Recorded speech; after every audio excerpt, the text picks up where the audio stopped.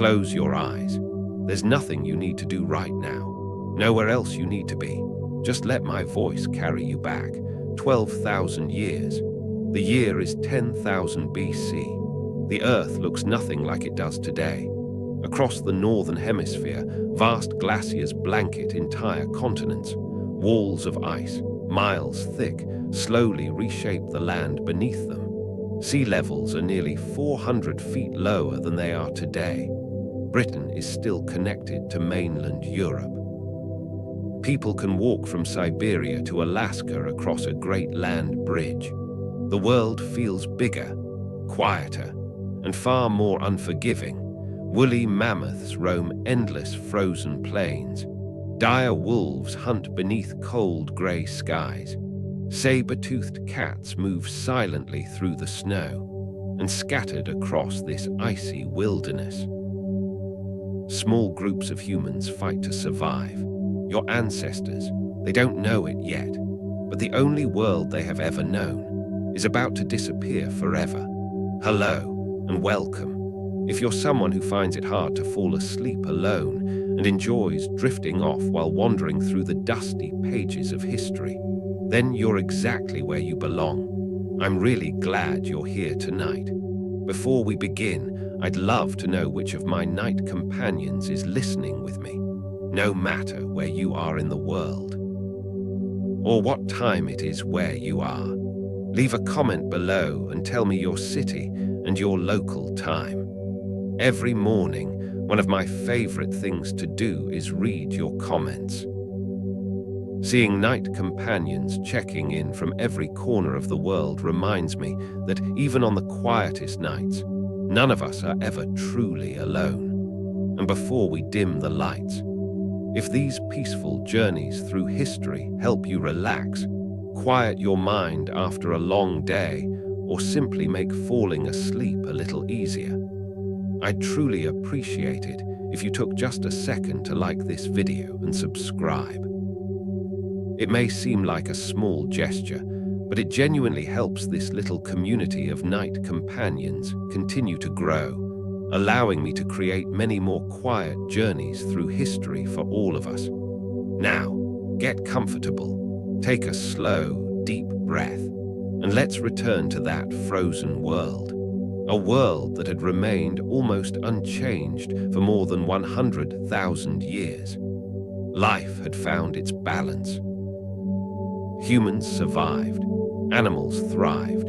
Even in the bitter cold, nature had settled into its own rhythm. Then, around 12,000 years ago, everything began to change, not slowly, not over countless ages, but with astonishing speed.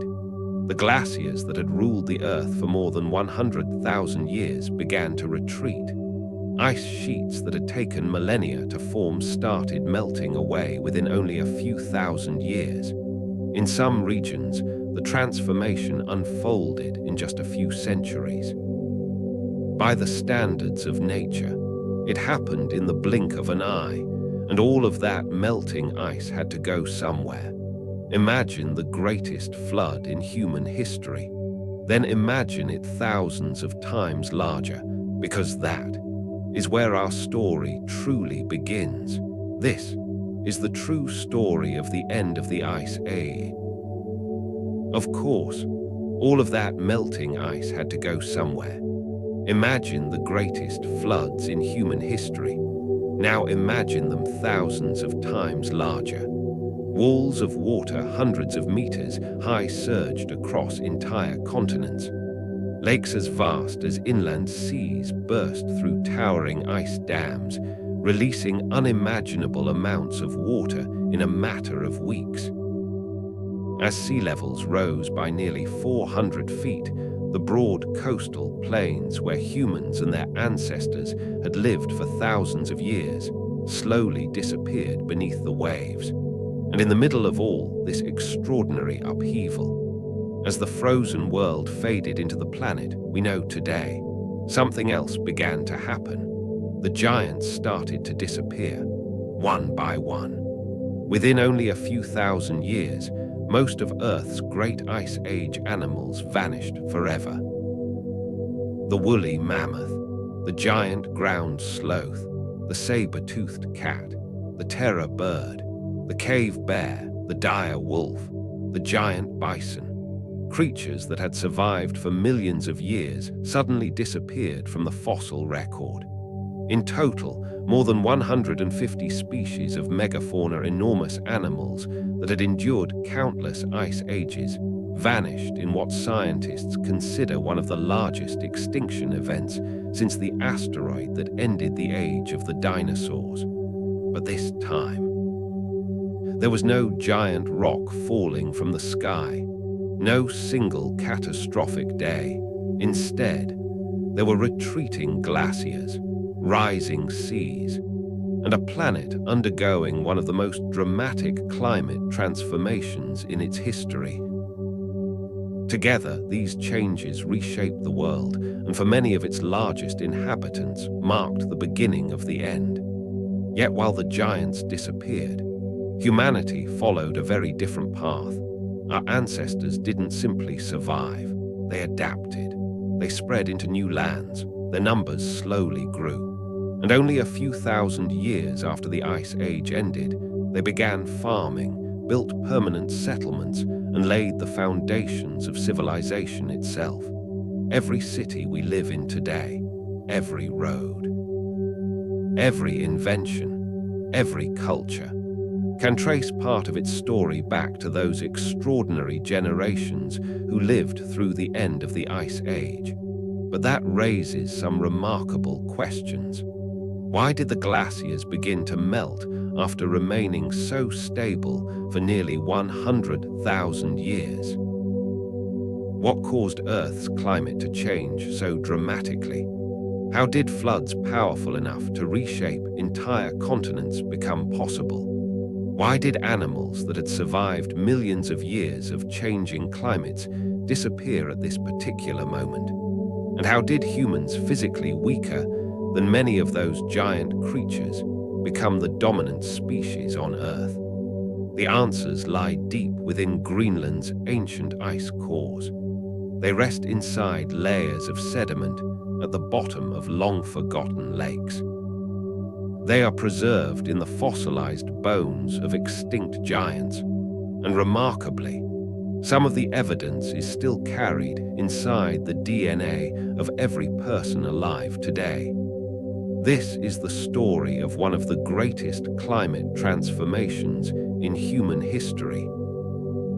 The story of how Earth changed from a frozen world into the planet we now call home. To understand how it all happened, we first need to return to the coldest chapter of the Ice Age. Around 20,000 years ago, the Earth looked completely different, not figuratively, physically different. If you could stand there today, you would struggle to recognize it as the same planet. Scientists call this period the last glacial maximum, the coldest and most severe phase of the last Ice Age. And this was the world our ancestors called home. To understand that world, we must first understand the ice itself, because almost every feature of Ice Age Earth was shaped by enormous continental glaciers. The glaciers we see today on mountain peaks or near the poles are only a small reminder of what once existed. The ice sheets of the last Ice Age covered entire continents. They stretched across millions of square kilometers. In some places, they were more than 3 kilometers thick. Their incredible weight crushed bedrock, carved valleys, reshaped mountains, and even pushed the Earth's crust downward. The greatest of these was the Laurentide ice sheet. Centered around what is now Hudson Bay, it covered nearly all of Canada before extending deep into the northern United States. Imagine an unbroken ocean of ice stretching from the Arctic Ocean all the way to present-day New York, Pennsylvania, and the Great Lakes. In some regions, the ice rose more than 3 kilometers above the land below. Across the Atlantic, the Fennoscandian ice sheet buried much of northern Europe beneath another vast blanket of ice. Britain, Scandinavia, northern Germany, and Poland all lay frozen beneath it.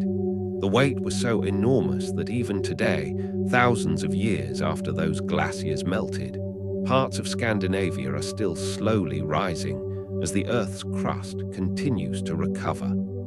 Across Asia, Siberia and many of the great mountain ranges remained locked beneath extensive ice fields. The glaciers of the Himalayas dwarfed those we see today. Far to the south, vast ice sheets spread northward from Antarctica, covering Patagonia and the southern Andes. All of this ice tells us one important thing. Earth's water had not disappeared. It had simply changed its address. An immense portion of the planet's freshwater was locked inside continental ice sheets instead of filling the oceans. For that reason, during the last glacial maximum, sea level stood nearly 120 meters, almost 400 feet lower than it does today.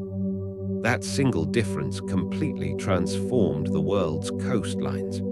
Vast regions that now lie beneath the oceans were once dry land, and these weren't narrow strips of shoreline. They were landscapes so immense they almost resembled new continents. One of them was Beringia, the great land bridge connecting Asia and North America. But Beringia was far more than a simple crossing. Nearly 1,000 miles wide, it formed a vast ecosystem of its own, filled with unique plants, grazing animals, and predators perfectly adapted to the ice age. Far to the west, another remarkable landscape stretched between Britain and mainland Europe. Today, it rests beneath the North Sea. Scientists call it Doggerland. Back then, it was a rich plain crossed by rivers, lakes, and wetlands. For Ice Age hunters, it was one of the most productive landscapes on Earth, where enormous herds of grazing animals wandered across open grasslands and fresh water was never far away. In Southeast Asia, falling sea levels revealed another enormous landmass known as Sunda.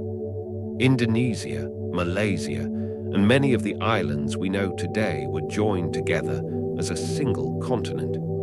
Farther south, Australia and New Guinea were also connected, forming the vast landmass scientists call Sahel. The Mediterranean Sea was smaller than it is today. The Persian Gulf was not a gulf at all, but a broad river valley winding toward the ocean. In almost every direction, the map of the world looked strikingly different from the one we recognize today. But the glaciers had changed far more than the coastlines. They had transformed the climate itself. These immense ice sheets redirected winds, reshaped rainfall patterns, and altered atmospheric circulation across the entire planet. The powerful jet streams that guide modern weather had shifted much farther south. As a result, many places that enjoy mild climates today experienced conditions that truly belonged to an ice age. Even the Mediterranean coast of southern Europe endured winters that would have felt more familiar in modern Scandinavia. The Sahara was not yet the endless desert we know today. In several regions, grasslands and scattered woodlands replaced vast stretches of barren sand. Even the Amazon rainforest was different. Instead of one continuous forest, it was divided into smaller woodland regions separated by open savannas. The oceans had changed as well. Cold water pouring from melting glaciers altered major ocean currents, creating nutrient-rich seas that completely reshaped the distribution of fish, seabirds, and coastal ecosystems. Every part of nature had been pushed toward its limits. This was a world of extremes. The seasons reflected that harsh reality. Winter could last 8 or even 9 months. Temperatures often fell low enough to kill an unprotected person within only a few minutes. Summer, by contrast, was astonishingly brief. Yet during those precious weeks, life seemed to explode. Plants grew with remarkable speed. Animals fed almost constantly. They mated. They raised their young. Every living creature had only a short window to complete the most important moments of its life before winter returned once again. These extraordinary conditions created an ecosystem unlike anything found on Earth today. Scientists call it the Mammoth Steppe. Stretching almost continuously from Spain across northern Eurasia and into Canada, it became one of the largest biomes our planet has ever known. But don't picture the African savanna or the endless prairies of North America. This landscape was colder, drier, more open. Small clusters of hardy conifer trees occasionally interrupted the sweeping grasslands.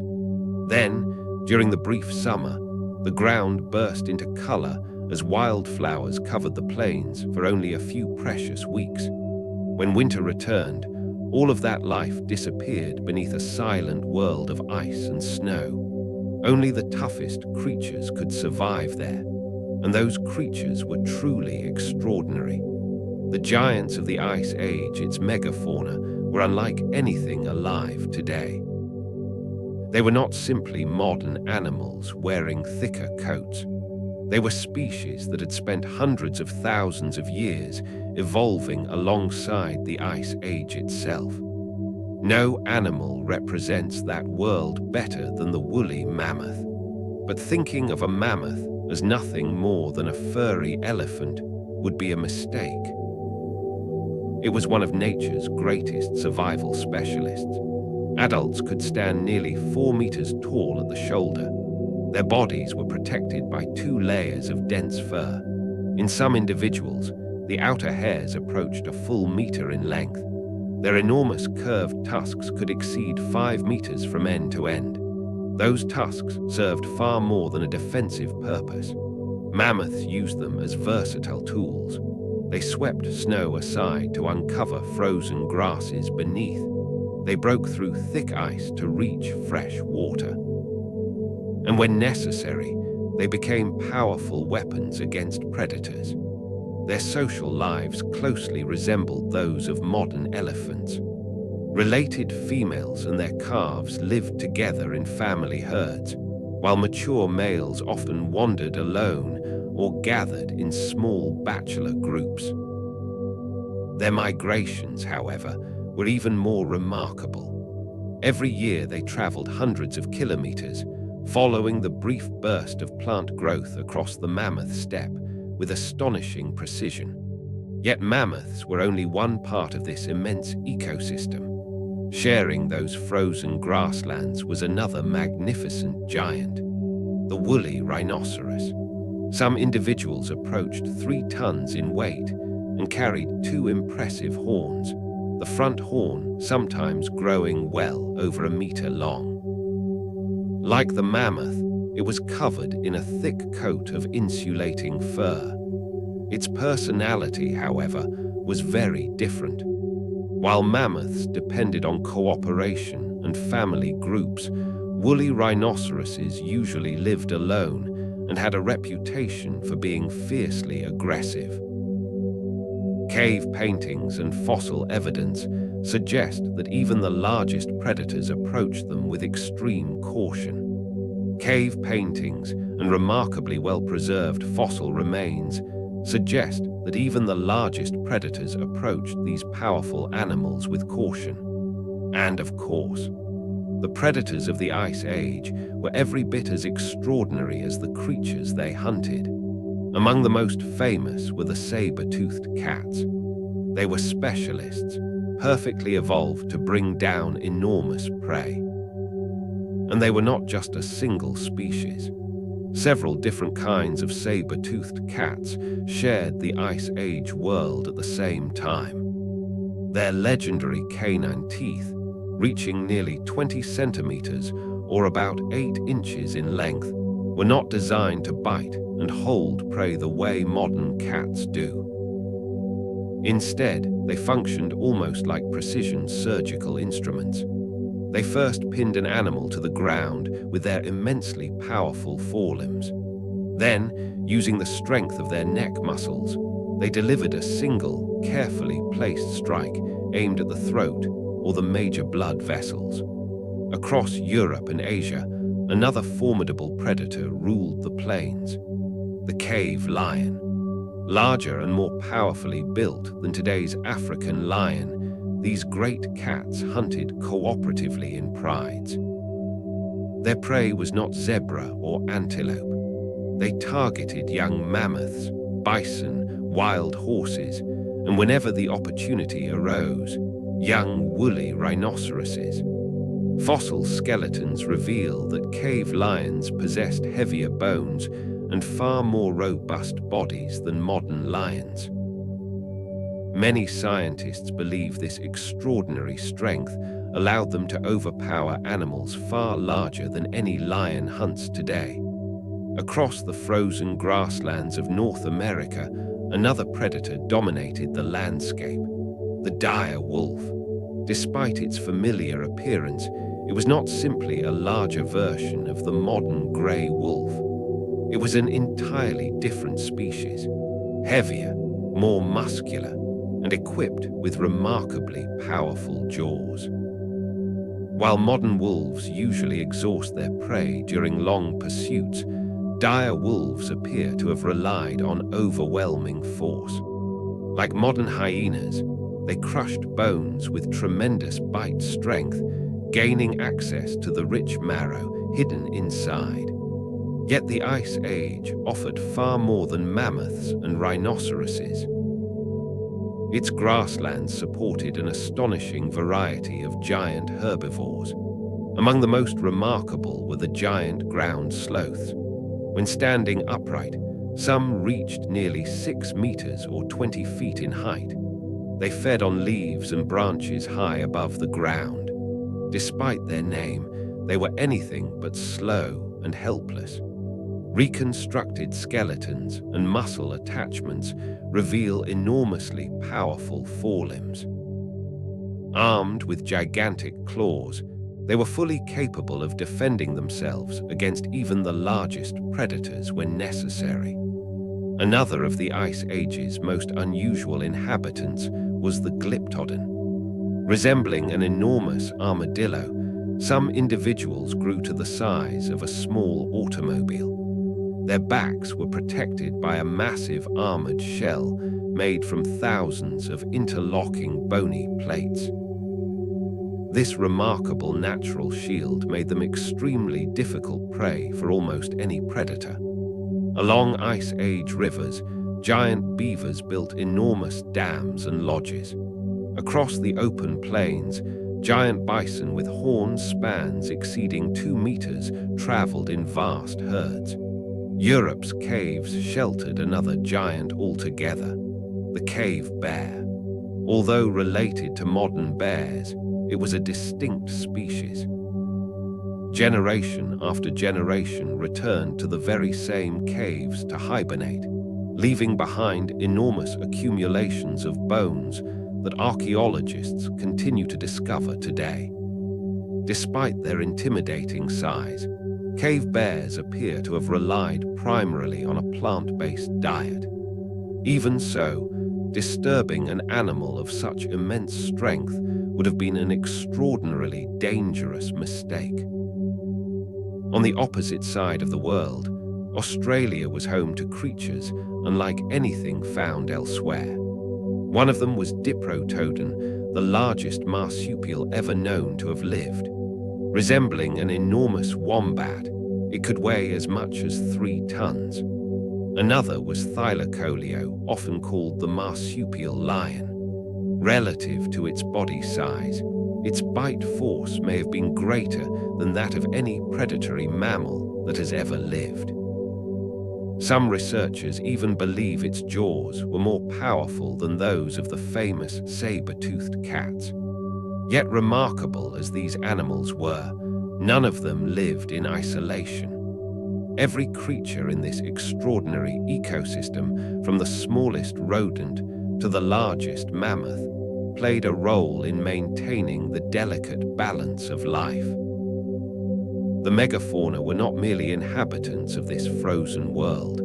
They were its engineers. Mammoths knocked down trees, preventing forests from overtaking the open grasslands and creating habitats where enormous grazing herds could flourish.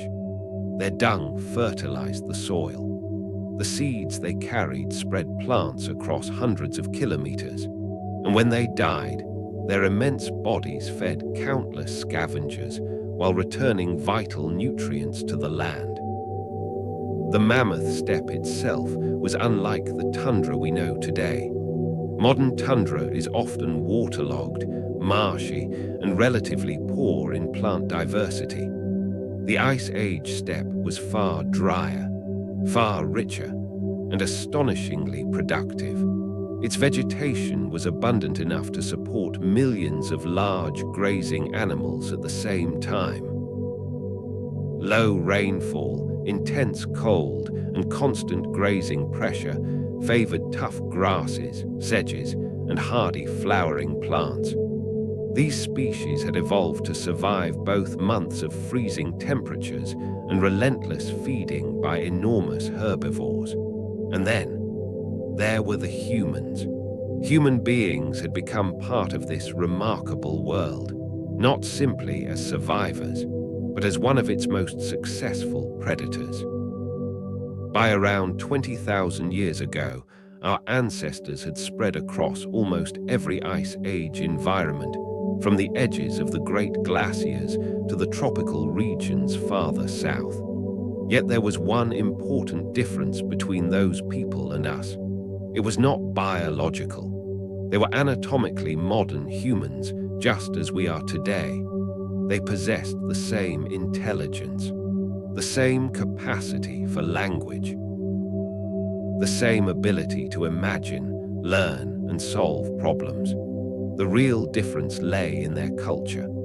After countless generations living in Ice Age conditions, they had become true masters of survival. Through remarkable technology, cooperation, and highly refined hunting strategies, they had transformed themselves into some of the most effective hunters the world had ever seen. Across Europe, human communities built remarkably sophisticated shelters from the bones of mammoths. These were not simple windbreaks or temporary camps. Hundreds of carefully selected mammoth bones were arranged into sturdy frameworks, then covered with animal hides and insulated with layers of earth and grass, creating homes capable of withstanding the brutal Ice Age winters. Some were large enough to shelter several families throughout an entire season. Archaeological excavations reveal central hearths, storage areas, and even separate spaces dedicated to different daily activities, suggesting lives that were far more organized than we once imagined. The technology of Ice Age people was equally impressive. Their stone spear points were crafted with such extraordinary precision that even skilled modern flint knappers often struggle to reproduce them. These people did not simply strike stones together at random. They understood exactly how rock fractured.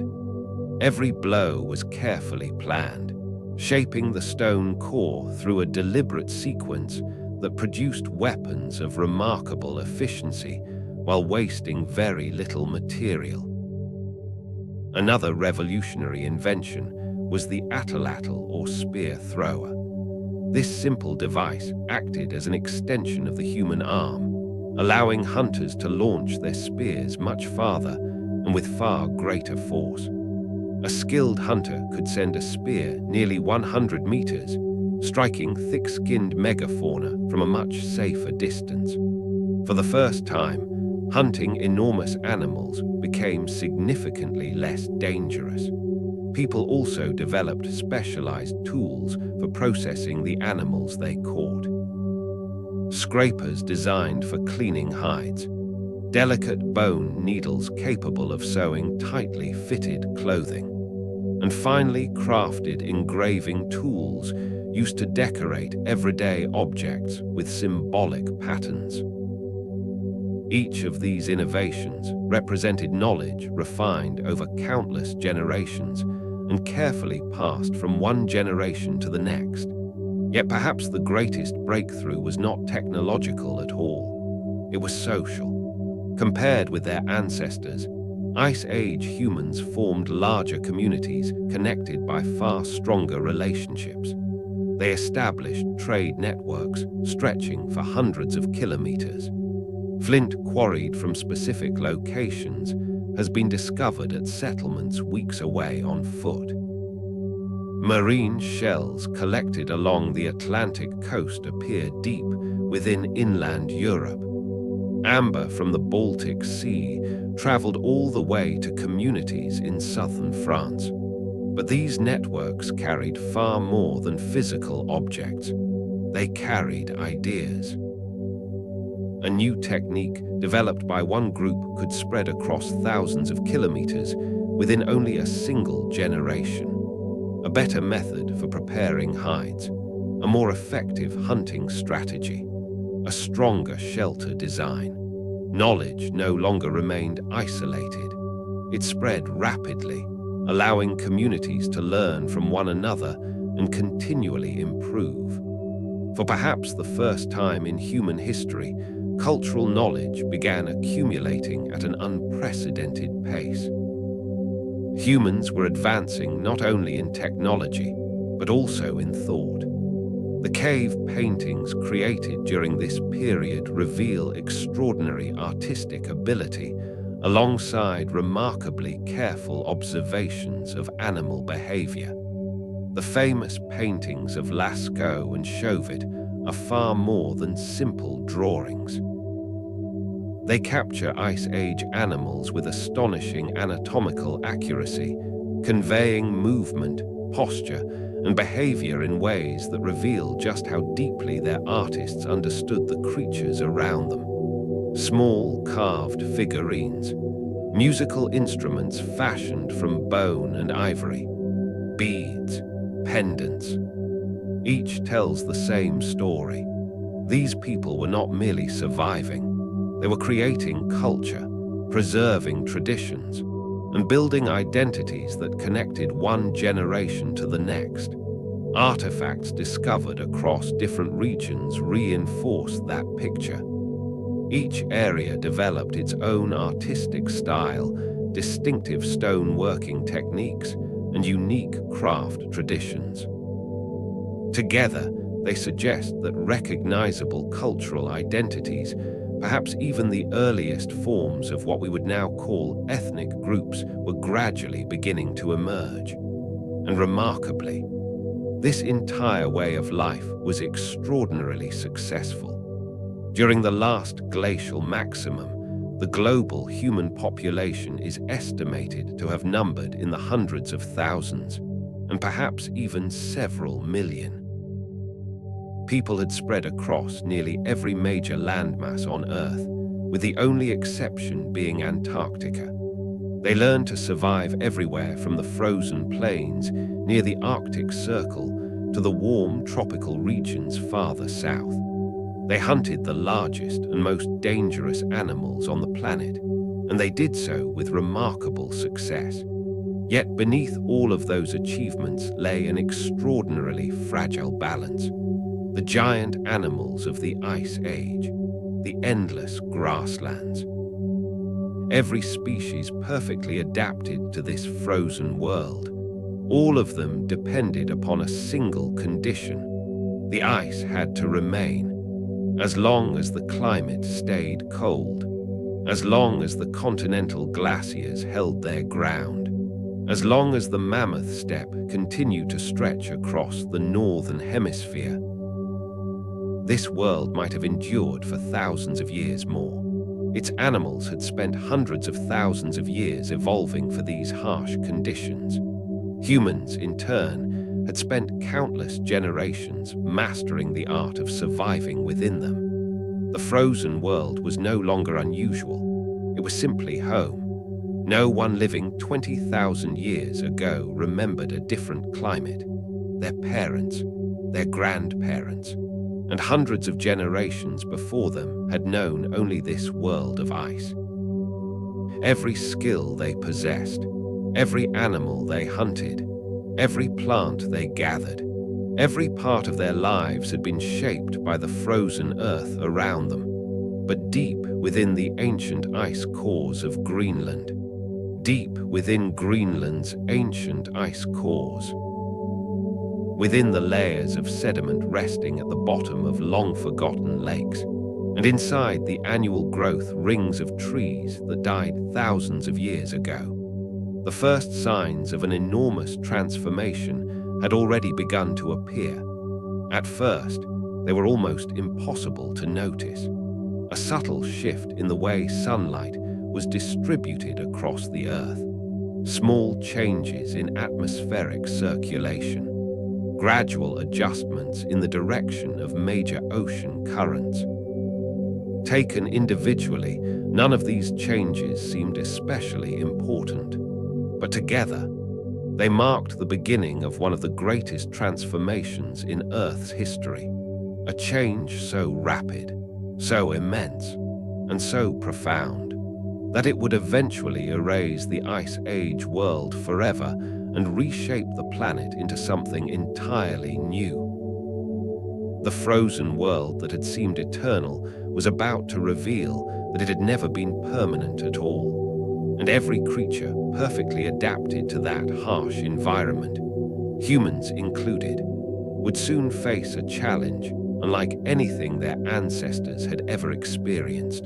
The Great Thaw had begun. Around 20,000 years ago, modern humans were the last surviving members of a once diverse family of human species.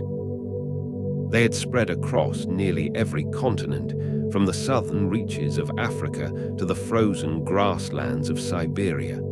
They spoke complex languages, crafted sophisticated tools, and maintained social networks that stretched across vast distances. They had become almost perfectly adapted to life in the Ice Age. And then, everything began to change. The first signs were subtle. There was no single day that announced the end of the Ice Age, no single catastrophe that changed the world overnight. Earth's climate had always fluctuated. Cold periods were followed by milder ones, only for the bitter cold to return again. To the people and animals living at the time, these early changes probably seemed like nothing out of the ordinary. But this time, the transformation would be different on a truly extraordinary scale. The real cause of what was about to happen was not found on the Earth's surface. It lay far beyond it, in the planet's journey through space. A remarkable cosmic mechanism, one completely invisible to the people living below, was quietly reshaping the future of life on Earth. Today, scientists know this process as the Milankovitch cycles. The idea was first explained in the 1920s by the Serbian mathematician Milutin Milankovic. Rather than a single cycle, it is the combination of three slow and predictable movements. Each one subtly changes the Earth's orbit or the orientation of its axis, altering how much sunlight reaches different parts of the planet over thousands of years. The first is known as eccentricity. The Earth's path around the Sun is not a perfect circle. Over time, it slowly shifts between being more circular and more elliptical. One complete cycle takes roughly 100,000 years. When the orbit becomes more elliptical, the Earth's distance from the Sun changes more dramatically throughout the year, making seasonal contrasts stronger. The second cycle involves the tilt of the Earth's axis, also called obliquity. Today, our planet is tilted by about 23.5 degrees, but that angle is not fixed. Over a period of about 41,000 years, it slowly varies between approximately 22.1 and 24.5 degrees. A greater tilt produces more extreme seasons. A smaller tilt creates milder ones. The third cycle is called precession. Much like a spinning top that slowly begins to wobble, the Earth's axis gradually changes direction as it rotates. Completing one full wobble takes about 26,000 years. This subtle motion determines which hemisphere is tilted toward the Sun at different points in the Earth's orbit. By themselves, none of these cycles is powerful enough to transform the planet, but from time to time, they reinforce one another. When that happens, the Earth's climate can be pushed toward a new ice age, or begin emerging from one. For the past 2.5 million years, this has been one of the primary forces driving the planet's long-term climate. When these cycles reduce the amount of summer sunlight reaching the northern hemisphere, glaciers slowly expanded. Snow that fell during winter no longer melted completely in summer. Year after year, it accumulated. The weight compressed it into solid ice, and over thousands of years, that ice grew into colossal sheets covering much of the northern continents. But the Milankovitch cycles never stop. They continue their slow, relentless motion. Eventually, the balance began to shift. Northern Hemisphere summers started receiving just a little more sunlight. Temperatures increased only slightly. Yet sometimes, the smallest changes produce the greatest consequences. Around 19,000 years ago, that is exactly what happened. The Earth's orbit had reached a position that allowed more summer solar energy to reach the northern hemisphere. The increase was surprisingly modest. Compared with the coldest part of the Ice Age, it amounted to only about 5% more summer sunlight. But even that was enough. After growing for nearly 100,000 years, the great continental ice sheets finally stopped advancing. The immense walls of ice that had slowly pushed south across entire continents no longer moved forward.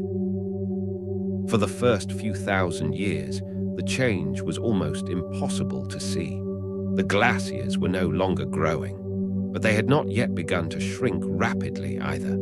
They simply remained where they were, vast, silent, towering walls of ice that still seemed as though they would last forever. If you had been an ordinary person living around 20,000 years ago, you probably would have noticed nothing unusual. The world was still frozen. The winters were still unforgiving.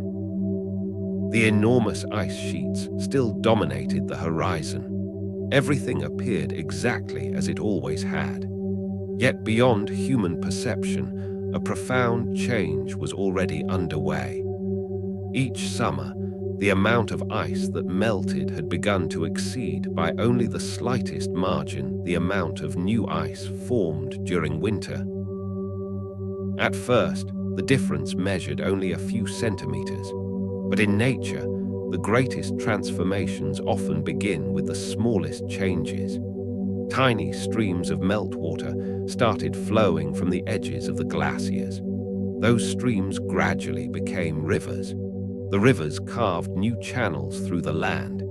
Each new channel allowed meltwater to drain even faster, which in turn accelerated the melting just a little more. It was a slow but relentless chain reaction. By around 18,000 years ago, the evidence could no longer be ignored. The ice sheets were truly beginning to shrink. Water that had been locked inside the glaciers for thousands of years was returning to the oceans, and sea level was slowly beginning to rise. From a human perspective, however, the change still seemed remarkably gradual. Perhaps only a single meter of sea level rise over an entire century. Perhaps glaciers retreating only a few kilometers in a year in some regions. To the people living through it, there was little reason for alarm, but the process had begun. The great thaw no longer seemed reversible. Everything suggested that the Earth was steadily moving toward the warm period we live in today. The Milankovitch cycles pointed in exactly that direction.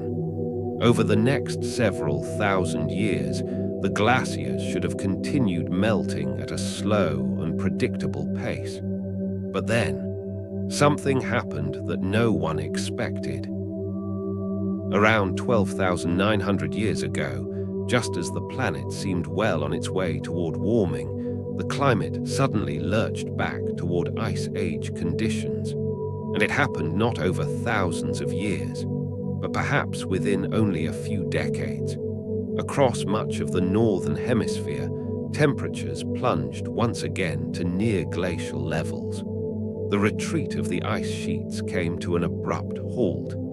In some places, they even began advancing once more.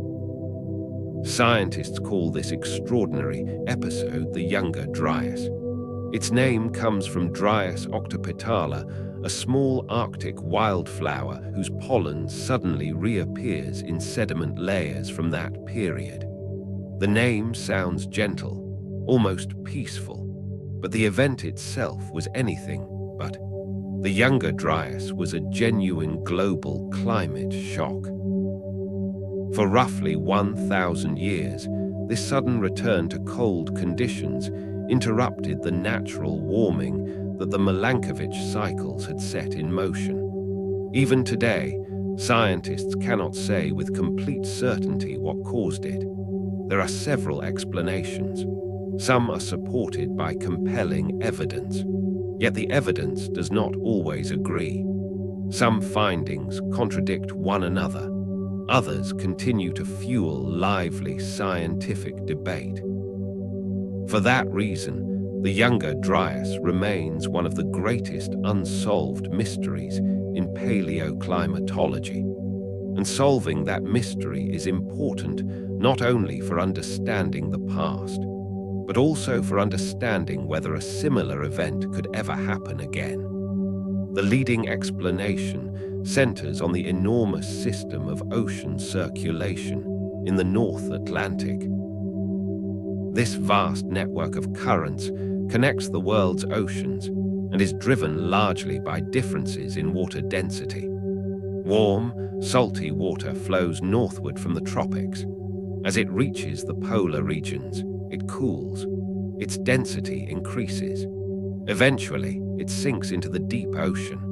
That sinking motion continuously pulls more warm water northward, keeping the entire circulation system in motion. But what would happen if an enormous volume of fresh water suddenly poured into the North Atlantic? Fresh water is less dense than salt water. It does not sink as readily. If enough fresh water entered the ocean, it could weaken or even temporarily shut down this immense circulation system. That is precisely what the leading hypothesis proposes. At the beginning of the Younger Dryas, a colossal glacial lake occupied the heart of North America. Scientists know it as Lake Agassiz, and this was no ordinary lake. At its greatest extent, Lake Agassiz covered an area larger than all of today's Great Lakes combined. The volume of water it contained exceeded that of every lake on Earth today added together. And this immense body of fresh water was held back by a colossal wall of glacial ice. According to the leading theory, as the ice sheets continued to melt, this natural dam gradually weakened. Then, around 12,900 years ago, it suddenly failed. Within weeks, or perhaps only a few months, the waters of Lake Agassiz surged into the North Atlantic. Imagine hundreds of thousands of cubic kilometers of fresh water pouring into the ocean almost at once. The resulting flood would have dwarfed every great flood story in human history. And if this theory is correct, that extraordinary pulse of freshwater disrupted the Atlantic's great ocean circulation, causing the northern hemisphere to cool with astonishing speed. But there is a problem. The evidence does not fit together perfectly. Some sediment cores recovered from the North Atlantic clearly indicate a massive influx of freshwater at exactly this time. Others do not. Even more puzzling, some studies suggest that Lake Agassiz may have drained into the Atlantic before the Younger Dryas actually began. Because of these uncertainties, some researchers have proposed far more extraordinary explanations. In the early 2000s, a group of scientists introduced an idea that sounded almost like science fiction: an asteroid, or perhaps a fragmented comet. Within sediment layers dating to the beginning of the Younger Dryas, they identified several unusual materials: tiny nanodiamonds that can form under extreme heat and pressure, unusually high concentrations of platinum, small droplets of melted rock, and crystals of hexagonal diamond, a rare form believed to form during exceptionally high-energy impacts. According to this hypothesis, around 12,900 years ago, a large comet or asteroid entered Earth's atmosphere, broke apart, and exploded above the massive ice sheets covering North America. The explosions rapidly melted enormous quantities of ice. They ignited widespread wildfires across the continent. Dust and debris thrown high into the atmosphere blocked sunlight, triggering a sudden return to colder conditions. Yet this idea remains highly controversial. Many scientists argue that these unusual materials can be explained without an impact. Nanodiamonds may also form during intense wildfires. Elevated platinum levels could have been produced by volcanic eruptions. Some crystals once identified as impact-generated hexagonal diamonds may simply be ordinary terrestrial minerals that were misclassified. Even so, the impact hypothesis has not been dismissed. Each year brings new discoveries. Possible impact markers have now been reported from sediment layers on several different continents. Evidence of widespread fires dating to the same period has also been found across North America, and there is another intriguing coincidence. The disappearance of many large Ice Age mammals closely overlaps with the beginning of the Younger Dryas. Another explanation points toward powerful volcanic eruptions. Some researchers suggest that major eruptions in Iceland, Indonesia, or Central America may have injected enormous amounts of ash and sulfur dioxide into the atmosphere, temporarily cooling the planet. But perhaps the greatest mystery of the Younger Dryas lies elsewhere. Perhaps none of these explanations is entirely wrong. Perhaps there was never a single cause. Instead, several extraordinary events may have unfolded within a relatively short period of time. The Milankovitch cycles had already placed Earth's climate in a fragile state. The glaciers were melting. Lake Agassiz may have emptied into the ocean. A possible cosmic impact may have destabilized the system even further. Large volcanic eruptions may have reinforced the cooling.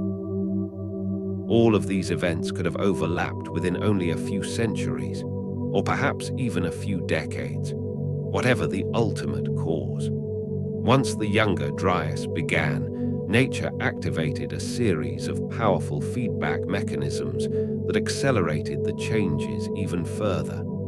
And this is where climate science becomes truly unsettling, because it reminds us that once certain tipping points are crossed, the Earth can change far more quickly than we might expect. One of the most important of these processes is known as the ice albedo feedback.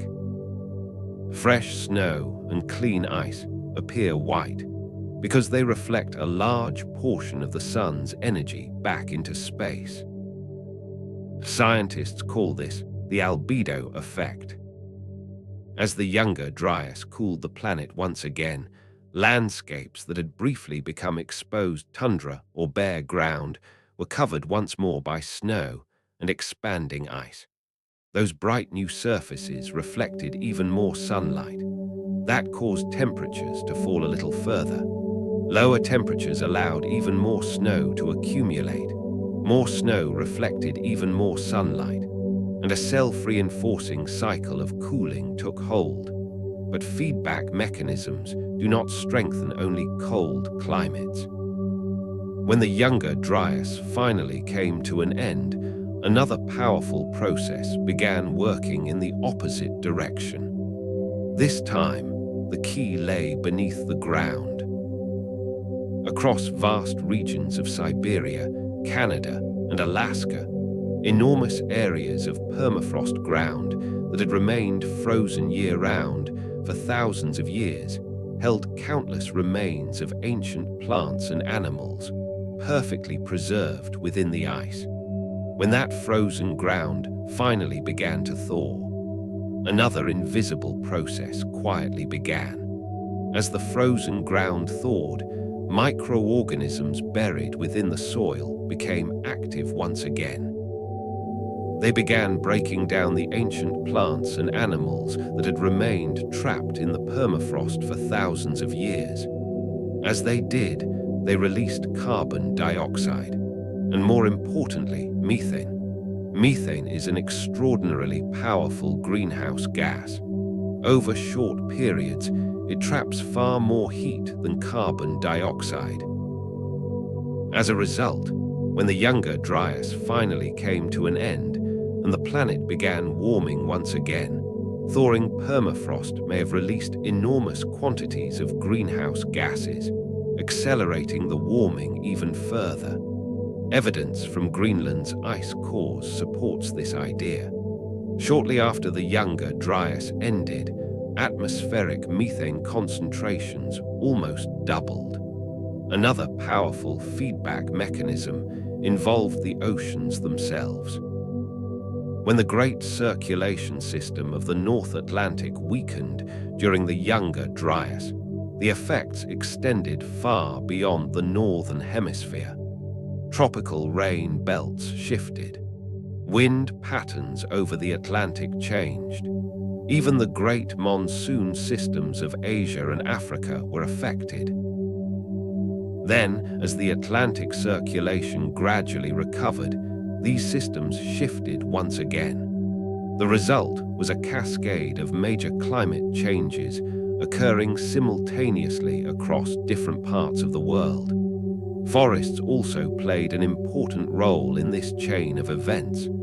As temperatures fell, forests retreated across many regions, giving way to tundra and open grasslands. Because trees are darker than grasses or snow-covered ground, forests absorb much more of the sun's energy, helping warm the landscape around them. When forests disappeared, that natural warming effect disappeared as well. Later, when the climate began warming again, the opposite occurred. Forests expanded rapidly. Their dark canopies absorbed more sunlight, reinforcing warming at the regional scale. None of these processes acted alone. Each influenced the others, forming an intricate web of interactions that constantly reshaped the climate. Climate scientists refer to these critical thresholds as tipping points. Once they are crossed, change begins feeding itself, and reversing it becomes extraordinarily difficult. Perhaps the most unsettling realization is this. Even today, scientists cannot say with complete confidence exactly where every tipping point lies. or precisely what conditions are required to trigger one. The Younger Dryas revealed that Earth's climate can sometimes shift into an entirely different state with astonishing speed. And those changes cannot be explained simply by the slow movements of Earth's orbit alone. But how do we know all of this? How can we reconstruct events that unfolded more than 12,000 years ago in such remarkable detail? The answer lies in one of the greatest detective stories in modern science. Researchers do not rely on a single piece of evidence.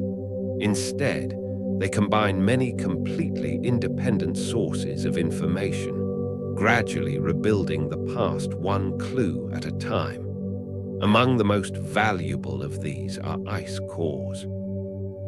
Scientists drill deep into the ice sheets of Greenland and Antarctica, extracting long cylindrical columns of ice that preserve an uninterrupted record of ancient climates. Each year's snowfall forms a new layer. Over thousands of years, those layers accumulate like pages in Earth's own climate diary. By counting them, scientists can establish precise dates. By analyzing the chemistry of the ice itself, they can estimate past temperatures. Tiny bubbles of ancient air trapped inside the ice preserve actual samples of Earth's atmosphere from thousands of years ago. Those bubbles allow researchers to measure greenhouse gas concentrations directly. They also record traces of volcanic ash, atmospheric dust, and many other major environmental events. The Greenland ice cores reveal just how abruptly the Younger Dryas began. Some evidence suggests temperatures may have fallen by as much as 15 degrees Celsius within only a few years. The same layers show methane concentrations dropping, while atmospheric dust increased dramatically as vegetation retreated across the landscape. Then, roughly 1,200 years later, the pattern suddenly reversed. Temperatures climbed rapidly once again. Some studies even suggest that much of the lost warmth may have returned within only a few years. Another invaluable source of evidence lies beneath the bottoms of lakes and oceans. Year after year, thin layers of sediment settle onto the seafloor. Within those sediments are pollen grains, microscopic organisms, chemical signatures, and sometimes the remains of much larger forms of life. Together, these natural archives reveal how ecosystems responded as the climate changed.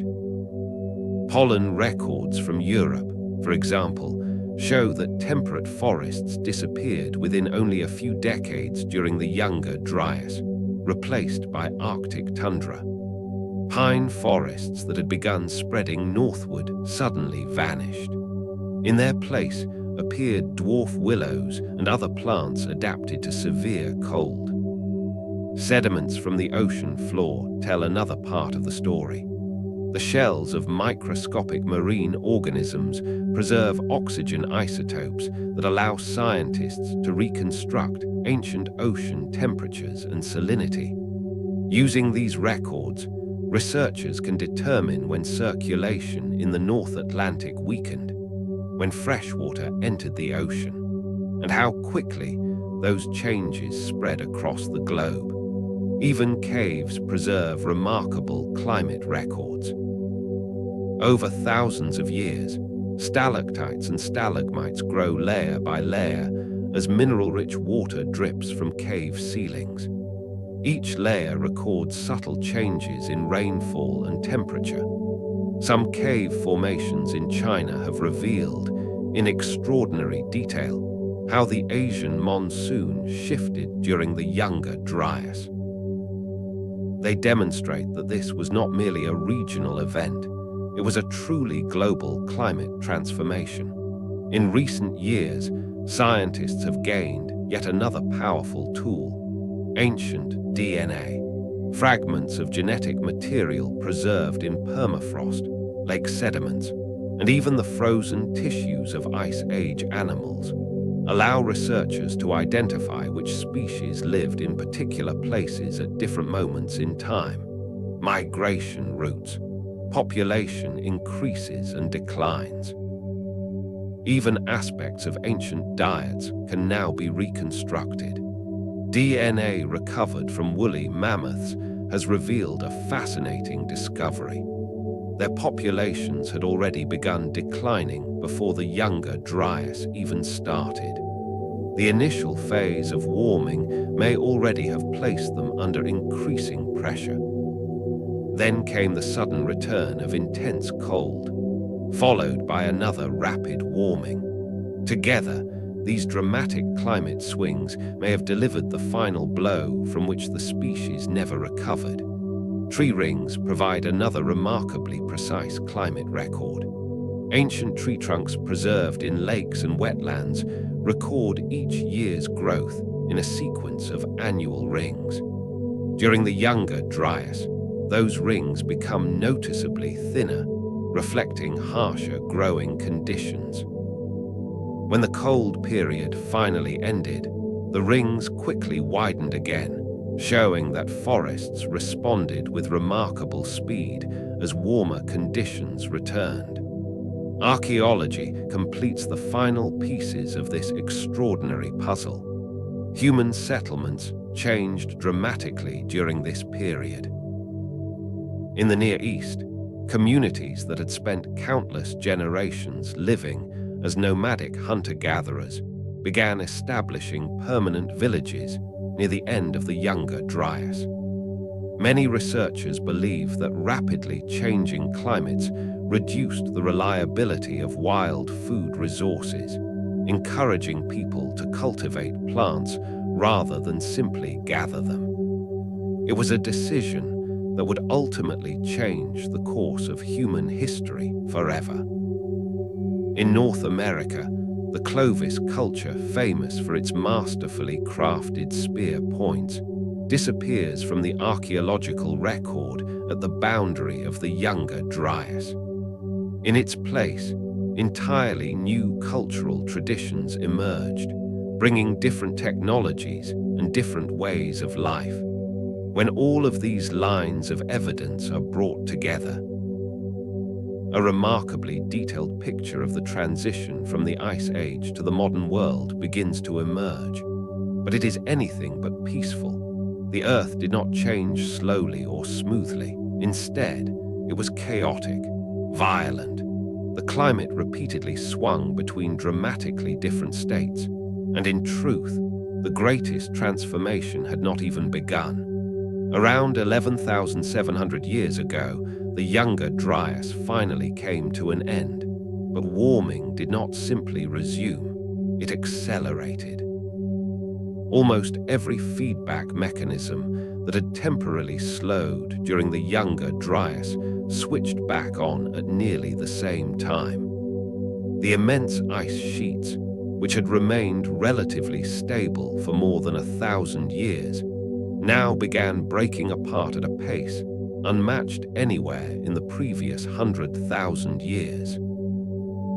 Permafrost thawed once again, releasing enormous quantities of greenhouse gases into the atmosphere. The weakened ocean circulation strengthened, reshaping global climate systems once more. The Earth was preparing to transform faster than it had at any other point during the last ice age. And at the very center of this transformation stood the unstable continental ice sheets themselves, cracking from within, breaking apart, preparing to unleash some of the greatest floods human history would ever witness. The true catastrophe was only beginning, because when continental ice sheets begin to melt, billions of tons of frozen water do not simply trickle away. Around 14,000 years ago, as temperatures first began rising from the coldest phase of the Ice Age, the colossal ice sheets that had blanketed the northern hemisphere for nearly 100,000 years started to collapse. This was not a slow or orderly process. It was sudden, violent, powerful enough to reshape entire continents, and it would permanently transform the world that humans had always known. To appreciate its scale, you first have to imagine the size of what was melting. We are not talking about ice cubes in a glass. We are talking about continental ice sheets more than 3 kilometers thick. The Laurentide ice sheet alone stretched from the Arctic Ocean south to what is now New York. From the Atlantic coast in the east to the Rocky Mountains in the west, it covered millions of square kilometers. If every drop of water trapped within it had reached the oceans, global sea level would have risen by roughly 60 meters. And now, that enormous structure was beginning to fall apart. But there was another problem. As the glaciers expanded over thousands of years, they had carved the land beneath them like gigantic bulldozers. They excavated vast depressions, broad valleys, immense natural basins. Ancient river systems that had existed for millions of years were diverted. Some were blocked completely. As a result, much of the meltwater could not immediately reach the sea. Instead, it began to accumulate, first in small ponds, then in enormous lakes, until unimaginably large bodies of fresh water spread across the landscape. And those lakes were held back by only one thing: the same melting walls of ice that were slowly collapsing around them. The largest of them all was glacial Lake Agassiz. Even if you combined all 5 of today's Great Lakes into one, they still would not equal the greatest size reached by Lake Agassiz. This immense inland sea covered much of what is now Manitoba, Ontario, Saskatchewan, North Dakota, and Minnesota. It stretched for roughly 1,100 kilometers. In some places, it reached 400 kilometers across. In others, it exceeded 600 meters in depth. It contained more fresh water than all of Earth's modern lakes combined. And every drop of that water was held behind a melting wall of ice. Pause for a moment and picture that. A body of water larger than the Black Sea, contained by nothing more than a frozen barrier that was already beginning to weaken. The astonishing part is that the ice dam did not even need to melt completely. A single crack would have been enough. One small weakness. The unimaginable pressure of the water behind it would do the rest. Around 13,000 years ago, that is exactly what happened. A fracture opened along the southern edge of the ice sheet. What followed was nothing short of apocalyptic. Perhaps it began with an unusually warm summer, or perhaps with an earthquake triggered as the continent slowly rebounded from the tremendous weight of the retreating glaciers. Whatever the cause, the first crack appeared.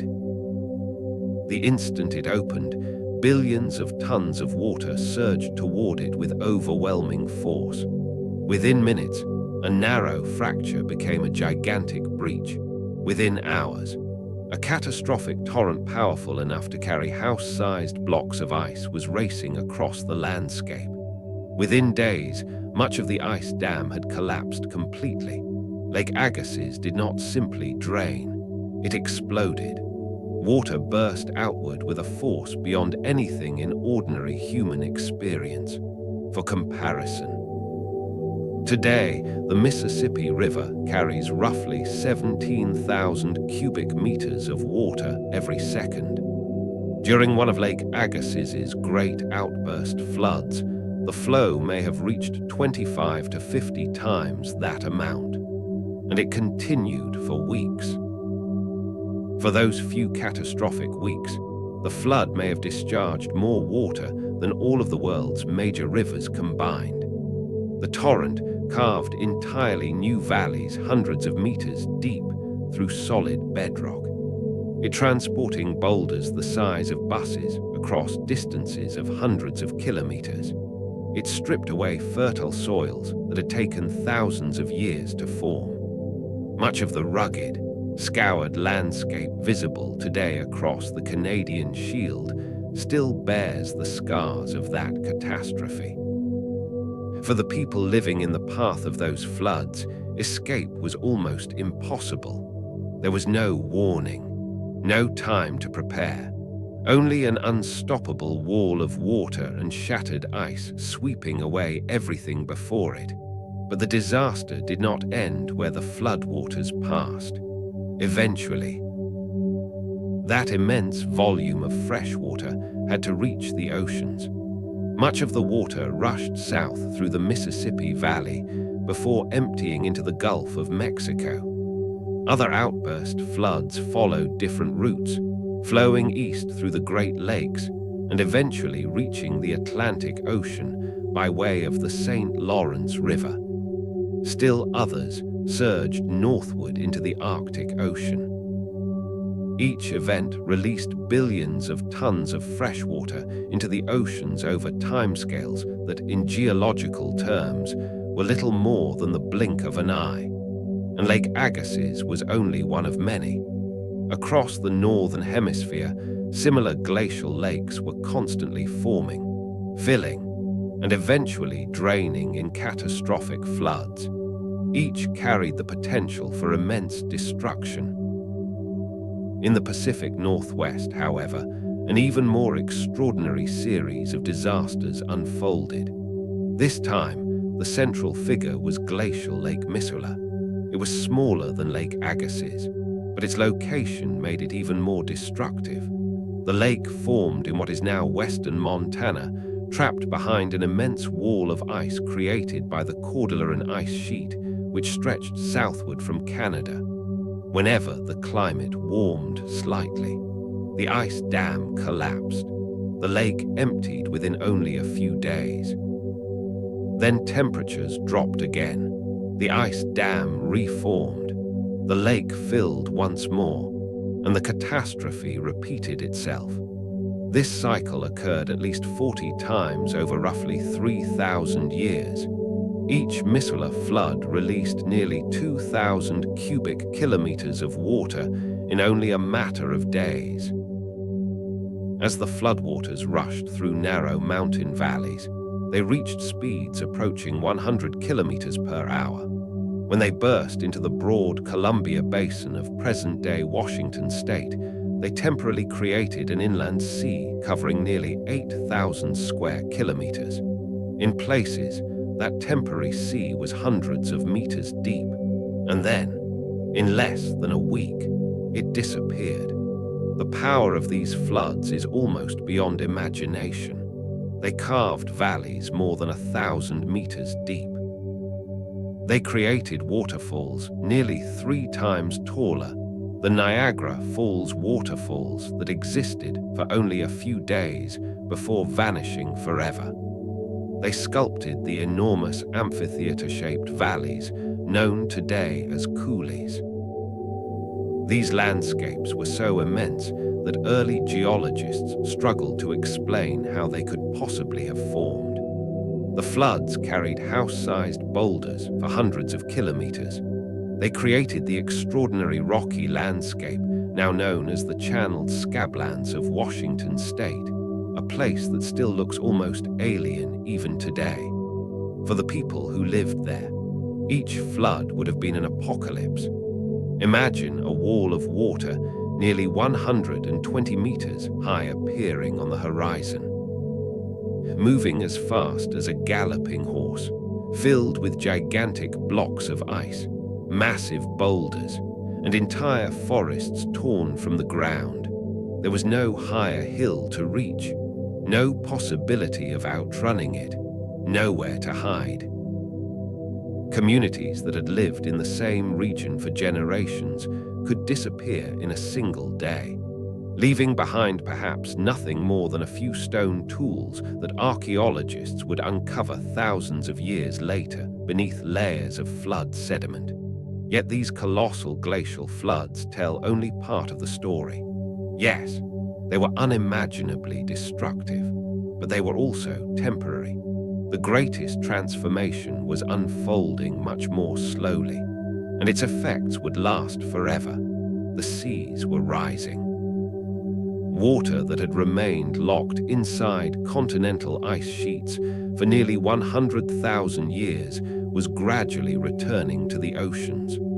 The rise did not occur at a constant pace.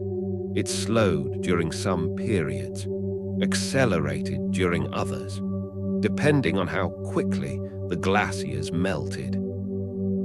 But the overall trend never changed. Sea level continued climbing relentlessly. Between roughly 20,000 and 8,000 years ago, global sea level rose by about 120 meters.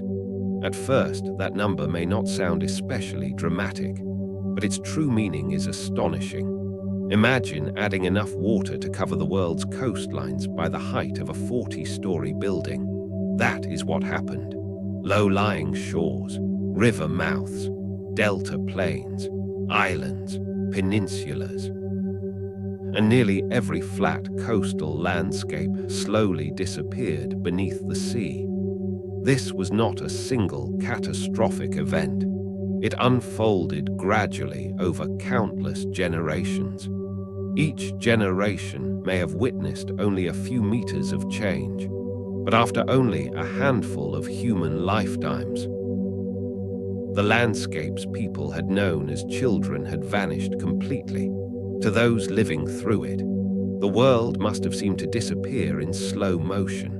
The richest hunting grounds, the most productive fishing waters, the best coastal areas for gathering wild plants. One after another, they slipped beneath the rising sea. Each generation was forced to move a little farther inland, leaving behind ancestral homes.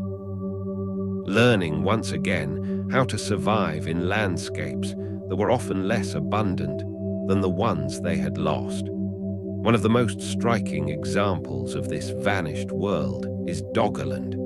Today it lies completely beneath the North Sea. It is considered one of the greatest lost landscapes in all of prehistoric human history. For much of the Ice Age, the North Sea did not exist as we know it today. Instead, Britain was connected to continental Europe by an enormous expanse of land. And this was no frozen wasteland. It was a rich and thriving landscape. Broad river valleys, wetlands, forests, rolling hills, and exceptionally fertile habitats filled with life. Archaeological evidence suggests that Doggerland may have been one of the most densely populated regions of Mesolithic Europe. It was, in many ways, the true heart of northern Europe. Rivers that now flow separately into the North Sea, including the Thames, the Rhine, and the Seine, once joined together across Doggerland, forming a single vast river system that flowed northward. The surrounding shallow seas supported extraordinarily rich fisheries. On land, red deer wandered through the forests alongside wild horses and massive wild cattle. For thousands of years, it was a landscape that seemed destined to endure, but the sea had already begun its slow, unstoppable advance. For the people who lived there, it was one of the richest landscapes on Earth. Then the sea began to rise. At first, the change was almost imperceptible. The shoreline retreated a little farther inland. Small islands began appearing in places where there had once been hills. River mouths slowly changed shape. But by around 10,000 years ago, Doggerland was shrinking in ways that people could no longer ignore. High ground was becoming isolated islands. River valleys were turning into narrow sea channels. Communities that had once lived deep within the continent suddenly found themselves struggling to survive along an ever-narrowing coastline. By around 8,000 years ago, only a handful of larger islands remained. Archaeological evidence from this period suggests that people desperately tried to adapt. They built more sophisticated boats. They relied increasingly on fishing. They began hunting marine mammals. But no matter how resourceful they became, they could not defeat the rising sea. Around 6,200 years ago, Doggerland may have suffered its final catastrophe. Off the coast of Norway, an enormous underwater landslide known today as the Storegga Slide triggered a massive tsunami. The last low-lying islands of Doggerland were likely struck by these powerful waves. Communities that had managed to survive the gradual rise of the sea may have disappeared within only a matter of hours. Within a few generations, Doggerland was gone. Britain had become an island. The North Sea had reached much of its present shape. An entire world that had supported human life for thousands of years now survived only beneath layers of sediment on the seafloor. Today, we know Doggerland ever existed largely because of what fishermen accidentally bring up in their nets: mammoth tusks, stone tools, pieces of worked wood, silent witnesses from a world that no longer exists. And this story was not unique to Europe. The same transformation was unfolding across many other parts of the planet. Consider Beringia. For much of the Ice Age, this enormous land bridge connected Asia and North America. At its greatest extent, it stretched nearly 1,600 kilometers from north to south, forming vast grasslands between Siberia and Alaska. The first people to enter the Americas crossed these plains on foot, following herds of mammoths and bison into an entirely new continent. But as sea levels continued to rise, Beringia also began to disappear. Its southern coastlines vanished first. Migration routes became narrower. Then the central portions of the land bridge were flooded as well. By around 11,000 years ago, only a narrow strip of land remained. By roughly 10,000 years ago, even that had vanished. The Bering Strait had formed. For the first time in nearly 100,000 years, Asia and North America were completely separated. The consequences for human history were profound. Communities that had remained connected for thousands of years were now divided by nearly 80 kilometers of open water. The exchange of genes slowed dramatically. Cultural contact faded. From that point onward, the peoples of the Americas and those of Asia largely followed separate historical paths, all because the glaciers melted and the oceans rose. One of the most intriguing consequences of rising sea levels may have unfolded around the Black Sea. Today, the Black Sea is connected to the Mediterranean through the Bosporus Strait. But for much of the Ice Age, when sea levels were far lower, it existed as a vast freshwater lake completely isolated from the outside world. Its water level was controlled by the rivers flowing into it and lay roughly 150 meters below the Mediterranean. As the glaciers melted, however, the Mediterranean continued rising. According to the Black Sea flood hypothesis, proposed by geologists Walter Pittman and William Ryan, around 7,600 years ago, the Mediterranean finally overtopped the natural barrier at the Bosporus. What followed may have inspired some of humanity's oldest flood legends. Seawater poured into the Black Sea basin, not gradually, but in a torrent unlike anything people had ever witnessed. Some estimates suggest that the volume of water rushing through the Bosporus reached nearly 200 times the flow of Niagara Falls. The roar may have been audible from hundreds of kilometers away. The level of the Black Sea may have risen by roughly 15 centimeters every day. Across low coastal plains, the shoreline advanced by more than a kilometer each day. For the people living there could have been no explanation. This was not a seasonal flood. It was a flood that never retreated. The ocean was reclaiming land. Every day, every week, it moved a little farther inland.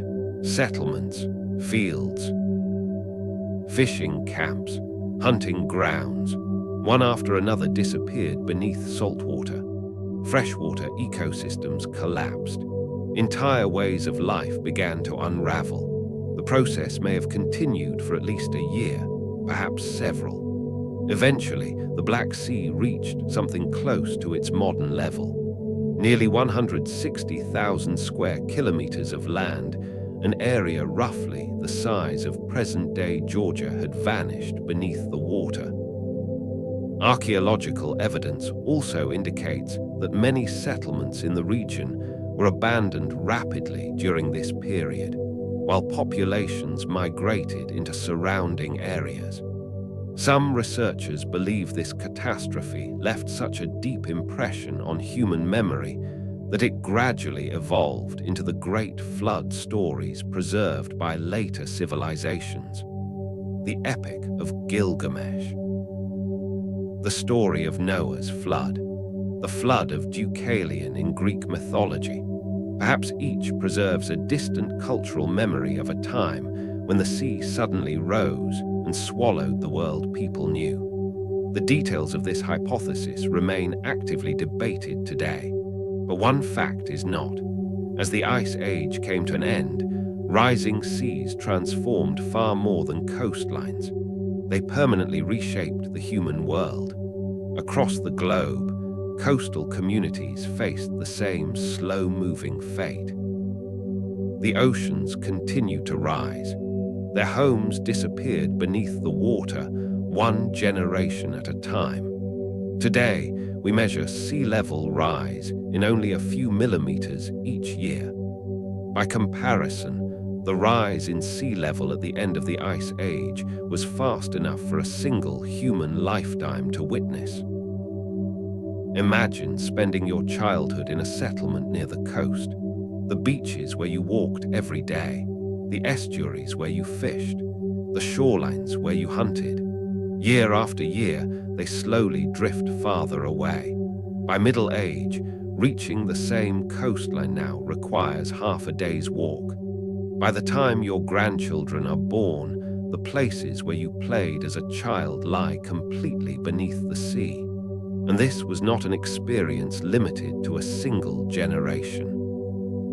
The same story unfolded again and again over thousands of years. Each generation was forced to adapt to a world that had become just a little smaller than the one their parents had known. The psychological impact is almost impossible to imagine. Nearly every society living through this period may have developed its own stories of a great flood, stories of rising waters, of an old world disappearing, of people forced to flee. Perhaps they were never merely myths. Perhaps they were distant cultural memories of events that had truly happened, preserved through countless generations of storytelling. But rising seas did more than reshape coastlines. They also transformed Earth's climate itself. And before the Ice Age finally came to an end, the planet would face one last great crisis. The immense volumes of fresh water pouring into the oceans were doing more than raising sea level.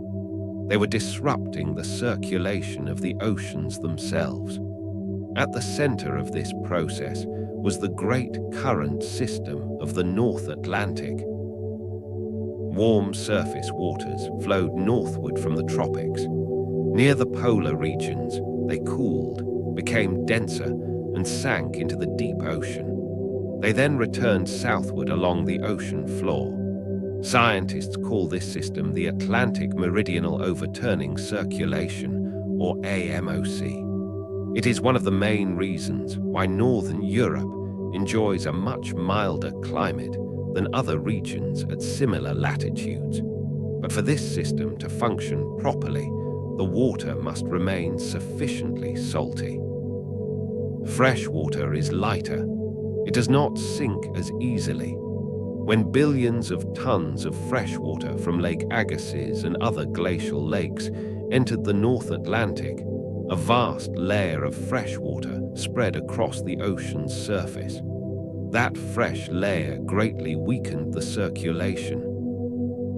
Some researchers even believe it may have temporarily stopped altogether. The result was the dramatic climate event known as the Younger Dryas. Around 12,900 years ago, just as the Earth was warming and the glaciers were retreating, temperatures suddenly began falling once again. The melting ice sheets advanced. Young forests gave way once more to tundra. Nearly 2,000 years of gradual warming reversed within only a few years. This was not simply a regional cold spell. Ice Age conditions had returned, and they remained for roughly 1,200 years. The irony is striking. The very melting of the glaciers temporarily disrupted the climate system that had been bringing the Ice Age to an end. The planet seemed caught in a powerful cycle. Warming, accelerated melting. Melting altered ocean circulation. Altered circulation triggered renewed cooling. Cooling slowed the melting. Eventually, the climate returned to warming once again. Earth's climate was swinging from one extreme to another. For human communities, these centuries were devastating. Groups that had begun settling newly warmed landscapes, hunters following animal herds northward, suddenly found themselves facing severe cold once again. Food became scarce. Many settlements were abandoned. In some regions, populations declined noticeably. Some researchers even suggest that the environmental pressures created by the Younger Dryas may have been one of the final forces pushing communities in the Fertile Crescent toward agriculture. Because when wild plants and animals can no longer be relied upon, the only remaining option is to begin producing food yourself.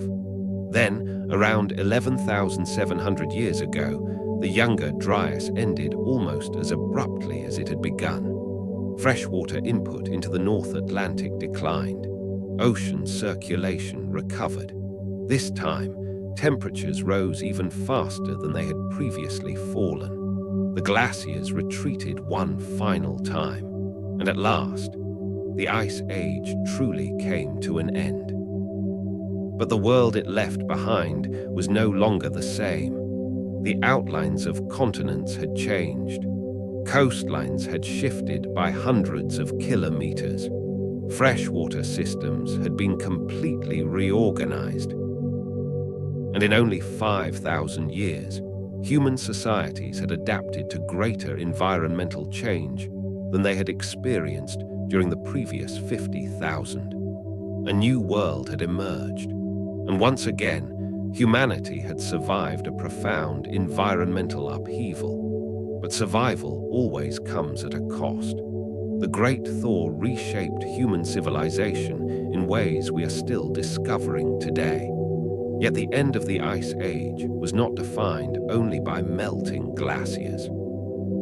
Between roughly 15,000 and 10,000 years ago, another extraordinary event unfolded. It was not an asteroid impact. It was not the eruption of a supervolcano. It was not even a sudden climate catastrophe in the usual sense. It was quieter, but its consequences were even deeper. The planet lost its giants. Roughly 178 species of large mammals, the dominant animals of Earth's ecosystems for hundreds of thousands, and in some cases millions, of years disappeared within a remarkably short period. Woolly mammoths that had survived multiple ice ages, mastodons that had roamed North America for millions of years, elephant-sized giant ground sloths, saber-toothed cats that had perfected the art of ambush hunting, cave lions larger than any big cat alive today, dire wolves, giant beavers the size of bears, short-faced bears capable of standing nearly 3.5 meters tall on their hind legs. They all vanished, and this extinction did not unfold over millions of years. It happened within roughly 5,000 years. In evolutionary terms, that is little more than the blink of an eye. Only about 200 human generations. That's all. To understand the scale of this catastrophe, we first have to remember what the Ice Age world actually looked like. During the last glacial maximum, ecosystems across nearly every continent except Antarctica were dominated by megafauna weighing more than 45 kilograms. North America alone was home to more than 50 species of large mammals. Mammoths and mastodons roamed the same landscapes. 3 different species of giant ground sloths occupied distinct habitats. 2 species of saber-toothed cats competed alongside dire wolves, American lions, and short-faced bears for the same prey. Glyptodons, giant camels, ancient relatives of modern horses. Bison far larger than those alive today. All of them were ordinary members of this remarkable world. South America was even more extraordinary. Having remained largely isolated from the other continents for millions of years, it evolved an astonishing collection of giant animals found nowhere else. Giant ground sloths approaching 4 tons in weight. Toxodon, an animal with a body unlike anything alive today, sharing features with both rhinoceroses and hippos. Macrauchenia, which looked almost as though someone had combined the trunk of an elephant with the body of a camel. Predatory marsupials that had evolved entirely independently from placental carnivores. And the towering terror birds, standing nearly 3 meters tall, armed with beaks powerful enough to crush bone. Eurasia had giants of its own, woolly rhinoceroses, cave bears, the Irish elk, whose antlers stretched nearly 3.5 meters from tip to tip, steppe bison, European lions, the magnificent animals immortalized in Ice Age cave paintings. All of them still existed in healthy, thriving populations. Australia's megafauna may have been the strangest of all. The 3-ton diprotodon, giant kangaroos standing over 3 meters tall. The enormous monitor lizard Megalania, reaching lengths of nearly 6 meters. Marsupial lions that hunted with retractable claws on their powerful thumbs. And giant flightless thunder birds with massive beaks. Then the glaciers began to melt, and everything changed. Within only 5,000 years, roughly 75% of North America's megafaunal genera disappeared. About 80% vanished in South America. Nearly 70% were lost in Australia, and about half disappeared across Eurasia. That brings us to one of the greatest scientific mysteries of the past century. Why? The first, and perhaps the most obvious explanation, is climate change. The end of the Ice Age was about far more than melting glaciers and rising seas. Nearly every ecosystem on Earth was being transformed. Habitats that had remained stable for tens of thousands of years disappeared within only a few centuries. Among the most important was the vast mammoth steppe, stretching from Spain across northern Eurasia and into Canada. This enormous grassland covered a larger area than any comparable biome on Earth today. Mammoths, woolly rhinoceroses, reindeer, wild horses, and countless other grazing animals depended upon this endless plain. But as temperatures rose and rainfall patterns changed, the unique vegetation supporting this ecosystem began to disappear. Nutrient-rich grasses, flowering herbs, low shrubs. Together, they had created one of the most productive grazing ecosystems in Earth's history. The new climate could no longer sustain it. This was not simply warmer weather. It was a continent-scale transformation of entire ecosystems. The mammoth steppe gradually gave way to birch forests, wetlands, tundra, and increasingly dense woodlands. But these new environments provided far less food for giant herbivores. An adult woolly mammoth needed to consume roughly 180 kilograms of vegetation every single day. The highly nutritious grasses of the mammoth steppe could support an animal of that size. The plants replacing them could not. Similar changes unfolded elsewhere around the world. Across the interior of North America, vast spruce forests that had dominated during the Ice Age gradually gave way to deciduous woodlands. Mastodons were highly selective browsers, feeding primarily on spruce, pine, and similar trees. As those forests disappeared, so did the habitats on which they depended. Open landscapes that had once combined broad grasslands with scattered woodlands became increasingly fragmented. Grasslands shrank into isolated patches. Dense forests spread between them. Moving from one feeding ground to another became increasingly difficult for enormous animals. Northern Europe experienced a similar transformation. The open tundra grasslands that had sustained mammoths, woolly rhinoceroses, and reindeer gradually became dense northern forests. Those forests provided excellent habitat for smaller animals such as deer, but they could no longer support the immense grazing herds that had once dominated the open plains. Yet there was a problem with this explanation. Megafauna had survived dramatic climate changes before. Throughout the Pleistocene, glaciers had repeatedly advanced and retreated. Roughly every 100,000 years, temperatures shifted dramatically. Sea levels rose and fell by more than 100 meters. Entire ecosystems were repeatedly reorganized, and yet the giant animals had survived every previous cycle.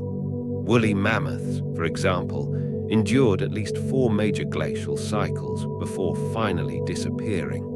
So why was this final warming different? Why did species that had survived repeated ice ages suddenly vanish this time? That question led scientists toward a second major explanation: humans.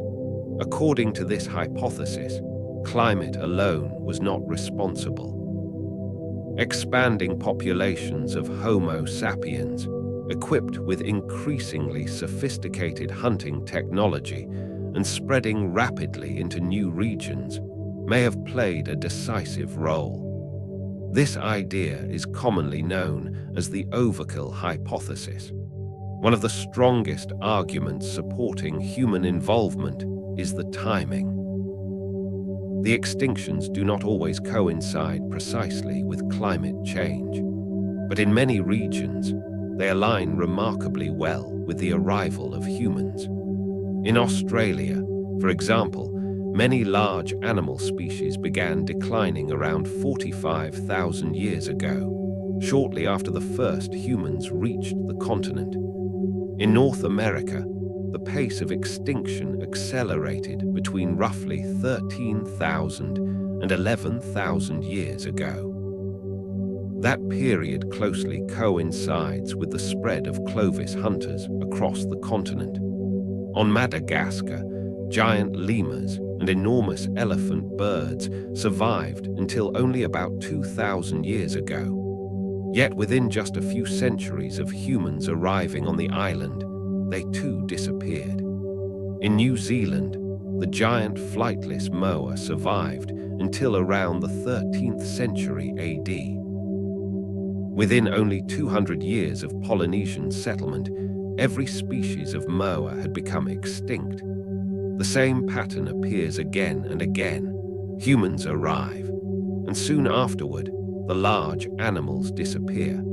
On Mediterranean islands such as Cyprus, dwarf hippos and dwarf elephants vanished after people settled there. Across remote Pacific islands, dozens of bird species disappeared following the arrival of Polynesian voyagers. In the Caribbean, unique species of ground sloths also vanished after humans reached the islands. Archaeological evidence strengthens this connection. Clovis hunting sites in North America reveal highly organized and sophisticated hunting strategies. Hunters drove mammoths into marshes or narrow valleys where escape was impossible. They waited in ambush at river crossings, tracked the seasonal movements of herds, and worked together to surround enormous animals. The remains found at butchering sites show that hunters removed the most valuable cuts of meat while leaving much of the carcass behind. These were not opportunistic scavengers. They were systematically hunting some of the largest and most dangerous animals on Earth. Chemical and structural studies of Clovis spear points also reveal that these weapons were specifically engineered to penetrate the thick hides of giant mammals. The distinctive fluted groove running through the center of each point reduced weight while maintaining strength. The result was a spear that was both more balanced and more lethal. Human hunting technology was advancing rapidly. Spear throwers known as atlatls generated far greater force than a hand-thrown spear alone. Composite weapons combined stone, bone, and wood into increasingly effective tools. Coordinated group hunts allowed relatively small bands of humans to kill animals many times their own size. Computer simulations also suggest that the overkill hypothesis is entirely plausible. According to several models, if each person killed only one large animal per year, certain species could disappear within only a few centuries. For animals that reproduced slowly, even that modest pressure could prove devastating. Mammoths did not reach reproductive maturity until around 15 years of age. Pregnancy lasted roughly 22 months. Over an entire lifetime, a female mammoth might produce only 5 or 6 calves. That meant populations did not need to lose enormous numbers of animals before beginning to collapse. The repeated loss of only a few breeding adults could be enough to prevent recovery, and human influence extended beyond hunting alone. People also reshaped the environments around them. Across the Americas, Australia, and many other regions, communities deliberately used fire to manage the landscape. Certain areas were burned regularly. Fresh grasses were encouraged to grow. Game animals were drawn into predictable locations. These controlled fires created patchworks of different vegetation across the landscape. Some species may have benefited, but for large animals adapted to vast, continuous habitats, these increasingly fragmented environments may have become far less suitable. Even so, the debate between climate and humans probably does not have a single answer. Today, many scientists favor a third explanation. Both forces acted together. The megafauna were not destroyed by climate alone, nor by human hunting alone. The true catastrophe came from the combination of both. Climate change weakened populations of giant animals. Human hunting then delivered the final blow to species already under immense stress. Imagine the world through the eyes of a mammoth. The vegetation around you is changing rapidly. The rich grasses that once sustained your herd are disappearing. They are replaced by plants that provide far less energy. Finding enough food becomes increasingly difficult. Females produce fewer calves, fewer young survive to adulthood, and then humans arrive. At first, there are only a few small hunting groups, but these people have spent thousands of years perfecting the art of hunting large and dangerous animals. Under normal circumstances, mammoth herds could have recovered from occasional losses, but these were no longer normal circumstances.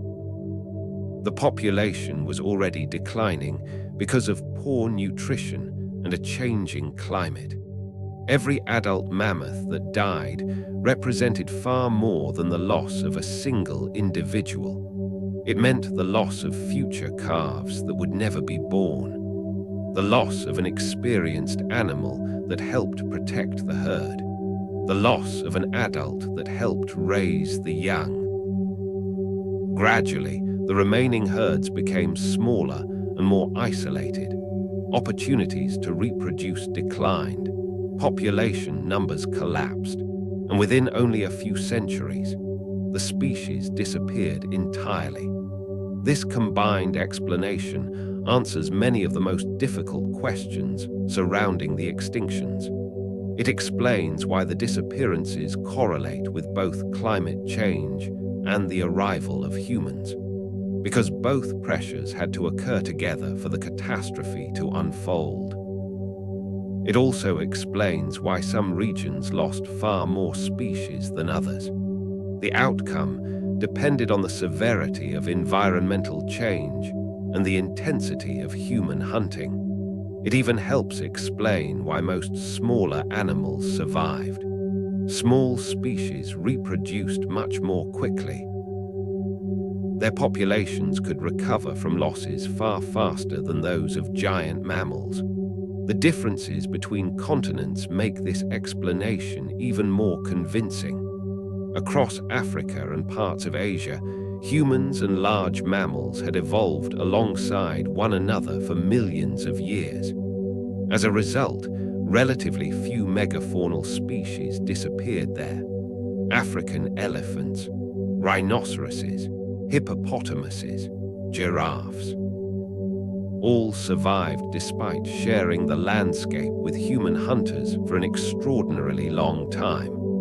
Over countless generations, these animals had evolved behavioral defenses against people. They detected humans more quickly, fled sooner, formed defensive groups, and when necessary, responded with tremendous aggression. But for the megafauna of the Americas, Australia, and many remote islands, the situation was entirely different. These animals had never encountered humans before. They may not have recognized these newly arrived hunters as a serious threat. They had never learned that they needed to flee, and for many species, their first encounter with humans became their last. They had no evolutionary experience with a predator like us, a creature that walked on two legs, attacked from a distance, and hunted cooperatively.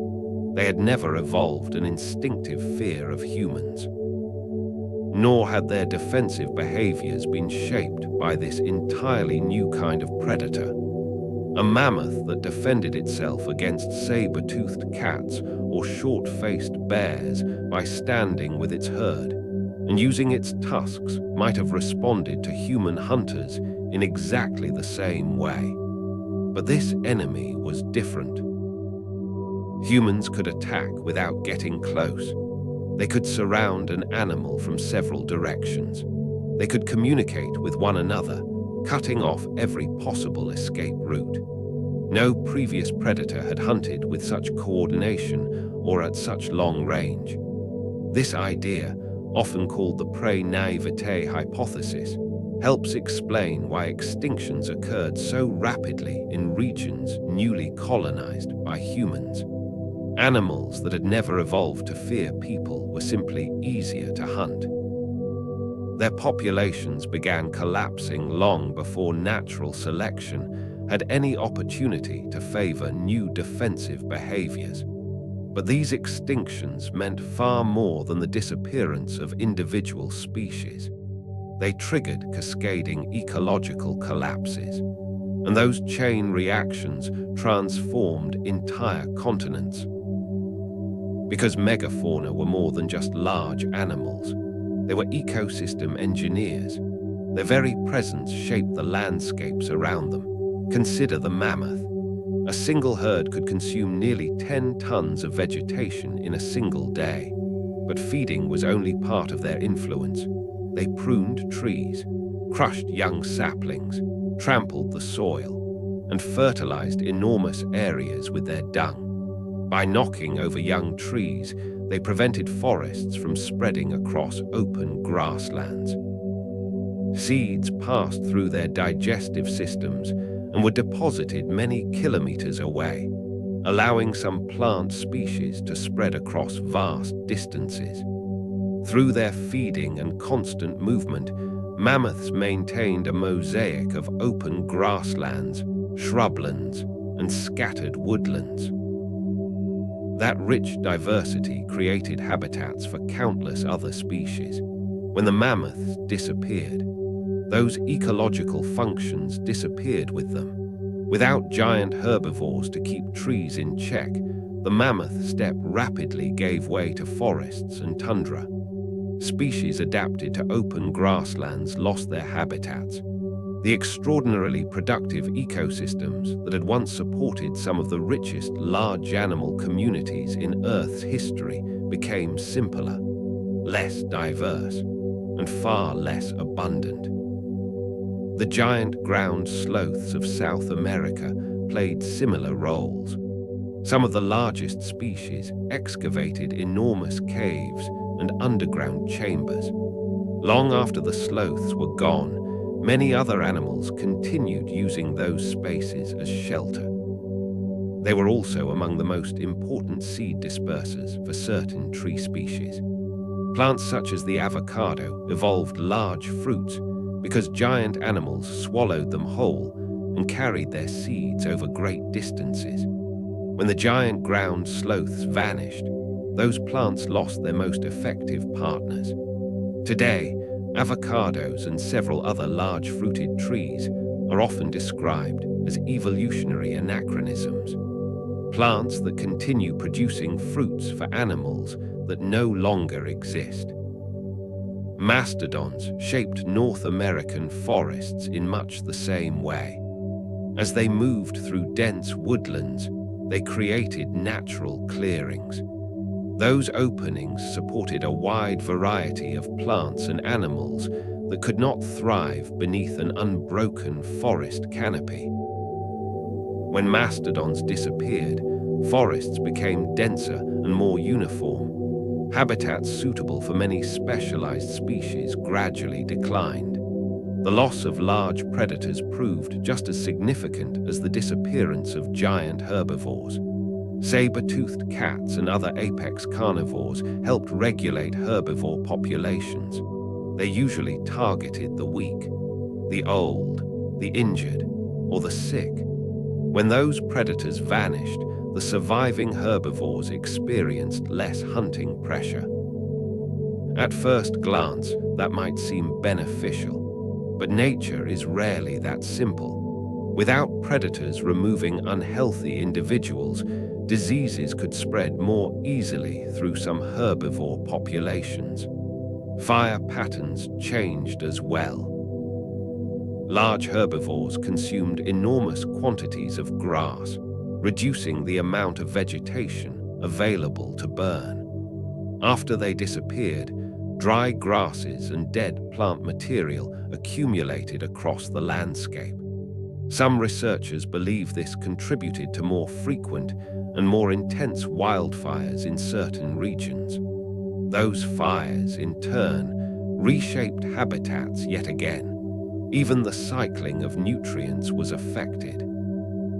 The bodies of giant animals stored vast amounts of minerals and organic nutrients. When they died, whether naturally or through predation, those nutrients were returned to the environment. Predators carried pieces of carcasses back to their dens. Scavengers scattered the remains across wide areas. The soil was continually enriched. When the megafauna disappeared, this natural nutrient transport system weakened as well. In some places, soils may gradually have become less fertile, yet not every large animal disappeared. Some survived. Understanding why they endured offers important clues about what makes a species resilient. The survivors shared several key characteristics. One was reproductive flexibility. Deer, reindeer, and similar animals could adjust their breeding rates according to environmental conditions. During favorable years, they produced more offspring. During difficult years, they reproduced less. Large species with slow and inflexible reproductive cycles could not respond so easily. Another advantage was having a broad diet. North American bison survived because they could feed on a wide variety of plants. When their preferred grasses declined, they simply switched to other vegetation. More specialized animals, such as mammoths and mastodons, had far fewer options. Behavioral adaptability also proved critical. Species capable of rapidly changing their behavior in response to new threats had a much greater chance of survival. Deer and elk gradually learned to avoid human hunters. In areas with intense hunting pressure, many became increasingly nocturnal. They developed an exceptional sensitivity to human scent, sounds, and activity. Smaller body size also offered an important advantage. Across almost every major animal group, smaller species survived at far higher rates than their giant relatives. During the stable conditions of the Ice Age, a large body had been an advantage. In the New World, it became a burden. Large animals required enormous amounts of food. They reached reproductive maturity much later. Their populations recovered far more slowly, and to human hunters, they were the largest, most rewarding targets. Habitat flexibility also proved crucial. Species capable of surviving in a variety of environments could move elsewhere when their preferred ecosystems disappeared. But animals dependent on a single type of vegetation or a very specific climate often had nowhere left to go. These advantages were not distributed equally across the continents. That also helps explain why the extinctions were so much more severe in some regions than in others. In Africa, humans and large mammals had shared the landscape for millions of years. That long evolutionary relationship allowed natural selection to shape behaviors that helped the megafauna survive alongside human hunters. The great animals of the Americas and Australia, by contrast, encountered highly skilled human hunters for the very first time without those protective adaptations. The lessons of this ancient extinction event still echo with remarkable force today. Because we, too, are living through an era shaped by rapid climate change and growing human pressure. The process that conservation biologists often describe as the sixth mass extinction is already underway. Today, species are estimated to be disappearing at rates roughly 100 to 1,000 times higher than the natural background rate. The similarities between past and present are striking. Just as they were 12,000 years ago, climate-driven habitat changes are occurring faster than many species can adapt. And just as before, human activities, habitat destruction, hunting, pollution, and the fragmentation of natural landscapes are placing additional pressure on species that are already struggling. Once again, we see that when these pressures combine, they create far greater destruction than any one of them could produce alone. The extinction of the megafauna teaches us that even species that appear unstoppable can collapse with astonishing speed. Animals that had survived for millions of years, endured multiple ice ages, and adapted to dramatically different climates, could still disappear within only a few centuries once the limits of adaptation had been exceeded. These extinctions also revealed that the loss of keystone species can trigger chain reactions throughout entire ecosystems. The disappearance of a single species can alter vegetation, fire regimes, soil fertility, the balance between predators and prey, and the future of hundreds of other species.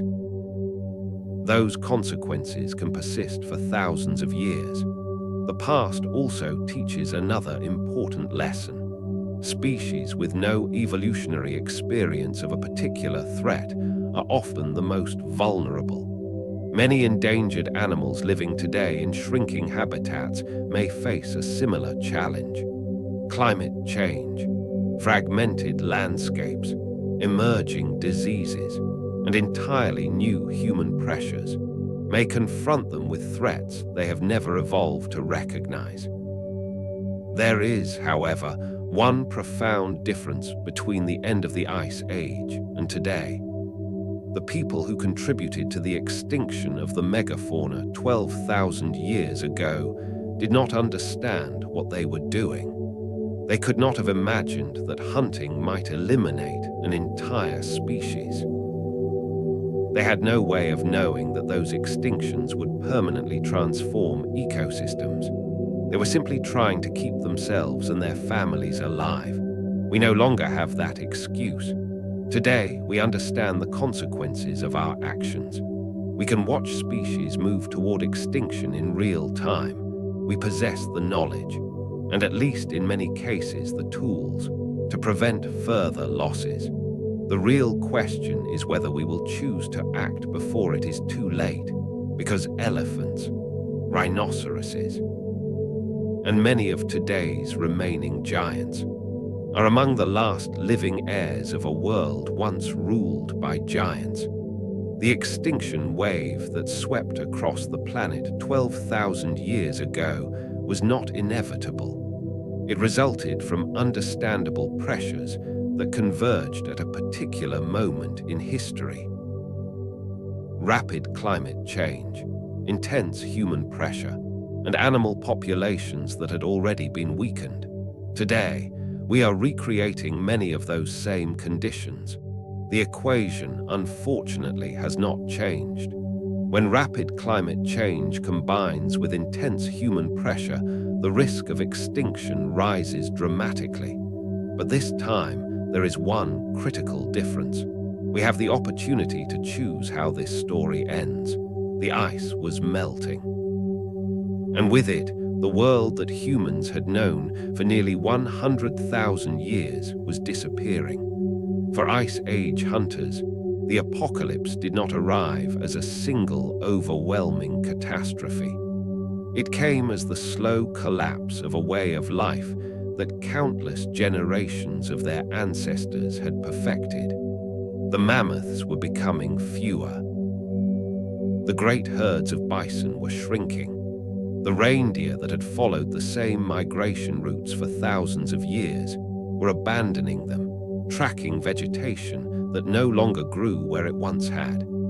Imagine that you are part of a hunting community living around 14,000 years ago. Your great-grandfather's ancestors hunted mammoths in these same valleys. Their hunting techniques had been passed down from one generation to the next for hundreds of generations. You knew where the herds would be during every season. You knew which mountain passes they would use during migration. From the moment you were old enough to hold a spear, you had been taught how to hunt mammoths.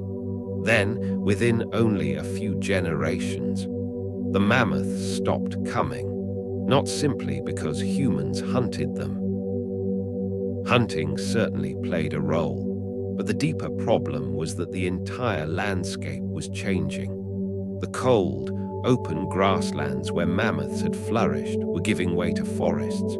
The surviving herds were smaller, more scattered, increasingly difficult to predict. For humans, this was an existential crisis. For nearly 100,000 years, people had become one of the most effective large animal hunters on Earth. Giant mammals provided almost everything they needed. Their meat supplied food.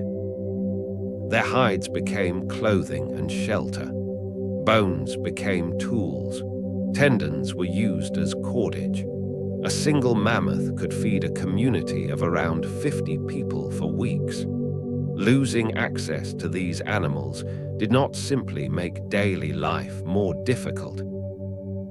It threatened the very foundation of the survival system that had evolved throughout the Ice Age. But humans did not starve. Instead, they did what countless earlier bottlenecks had prepared them to do. They adapted. The archaeological record from this period reveals an extraordinary transformation. Settlements that had once contained almost nothing but the bones of large mammals suddenly began yielding a far more diverse range of food remains. Fish, birds, shellfish, and heavily processed plant foods. This transition did not unfold gradually. It was largely completed within only a few centuries. On an evolutionary timescale, that is almost instantaneous. The first major shift occurred in fishing. People had caught fish throughout the Ice Age, but fish had rarely been a primary food source. In a world where mammoths and other giant animals could be hunted, fishing offered relatively little reward for the effort involved. As the glaciers melted and sea levels rose, however, coastal environments were transformed. Where rivers met the advancing sea, broad estuaries formed. These zones, where fresh water mixed with salt water, became extraordinarily productive ecosystems, filled with fish, shellfish, and waterfowl. Humans responded by developing increasingly sophisticated fishing technologies. Fish traps woven from reeds were placed in rivers and checked daily. Hooks carved from bone appeared in a variety of shapes, each designed for particular species. Harpoons fitted with detachable points and cord attachments were used to hunt large fish and marine mammals. Nets woven from plant fibers allowed entire communities to harvest vast quantities of fish at once. Around this time, enormous shell middens began appearing along many coastlines. Some of these accumulations of discarded oyster, mussel, and other shellfish shells stretched for hundreds of meters and reached several stories in height. They reveal thousands of years of continuous shellfish consumption. These discoveries tell us something profoundly important. People were no longer gathering shellfish merely as emergency food. They had become a dependable staple, a reliable source of nutrition that could be collected throughout much of the year with relatively little risk. The Ertebol culture of Scandinavia offers one of the clearest examples of this new way of life. Around 12,000 years ago, as forests replaced the tundra, coastal communities reorganized their entire economy around marine resources. Their settlements contain abundant evidence for the systematic harvesting of oysters, mussels, fish, seals, and waterfowl. They developed specialized tools for nearly every task: knives for opening shellfish, implements for cleaning fish, bird traps, seal harpoons. These were not primitive people simply eating whatever they happened to find. They were highly skilled societies with a detailed understanding of seasonal cycles, managing marine resources with remarkable efficiency. Yet the most important transformation involved plants. For millions of years, human ancestors had relied primarily on animal foods. Plants were generally a supplement, something gathered when meat was scarce. The Ice Age had reinforced that pattern. Cold climates supported relatively few edible plants. Many of those that did exist were low in calories and difficult to process. Then the climate changed. As temperatures rose and rainfall increased, new plant communities spread rapidly across the grasslands. Wild cereals, the ancestors of modern wheat and barley, which had previously existed only in scattered patches, suddenly found ideal growing conditions. Across the Fertile Crescent, stretching from the Persian Gulf through modern Iraq and Syria to the eastern Mediterranean, they expanded rapidly. These wild grains were remarkably nutritious, but they were not easy to harvest. Once the seeds ripened, they naturally fell from the stalk before people could collect them. The grains themselves were also small. Their tough outer coverings had to be crushed away with stones before they could be eaten. Even so, people found a solution. Archaeological sites dating to around 13,000 years ago show clear evidence that cereals were now being gathered systematically. Stone sickle blades polished smooth from cutting stalks, grinding stones worn down by processing seeds. Storage pits lined with clay to keep harvested grain dry throughout the winter. It was a revolution. For the first time in human history, large quantities of energy-rich food could be stored for future use. A single successful harvest could provide enough food to last for months. That completely changed the mathematics of survival. People no longer had to spend every season following migrating herds.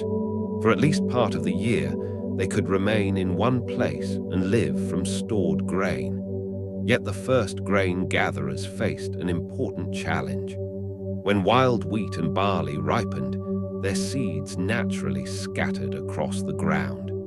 This trait was essential for the plant's reproduction, but it made harvesting extremely inefficient. The grains had to be collected at exactly the right moment. Harvest too early, and the seeds were still immature.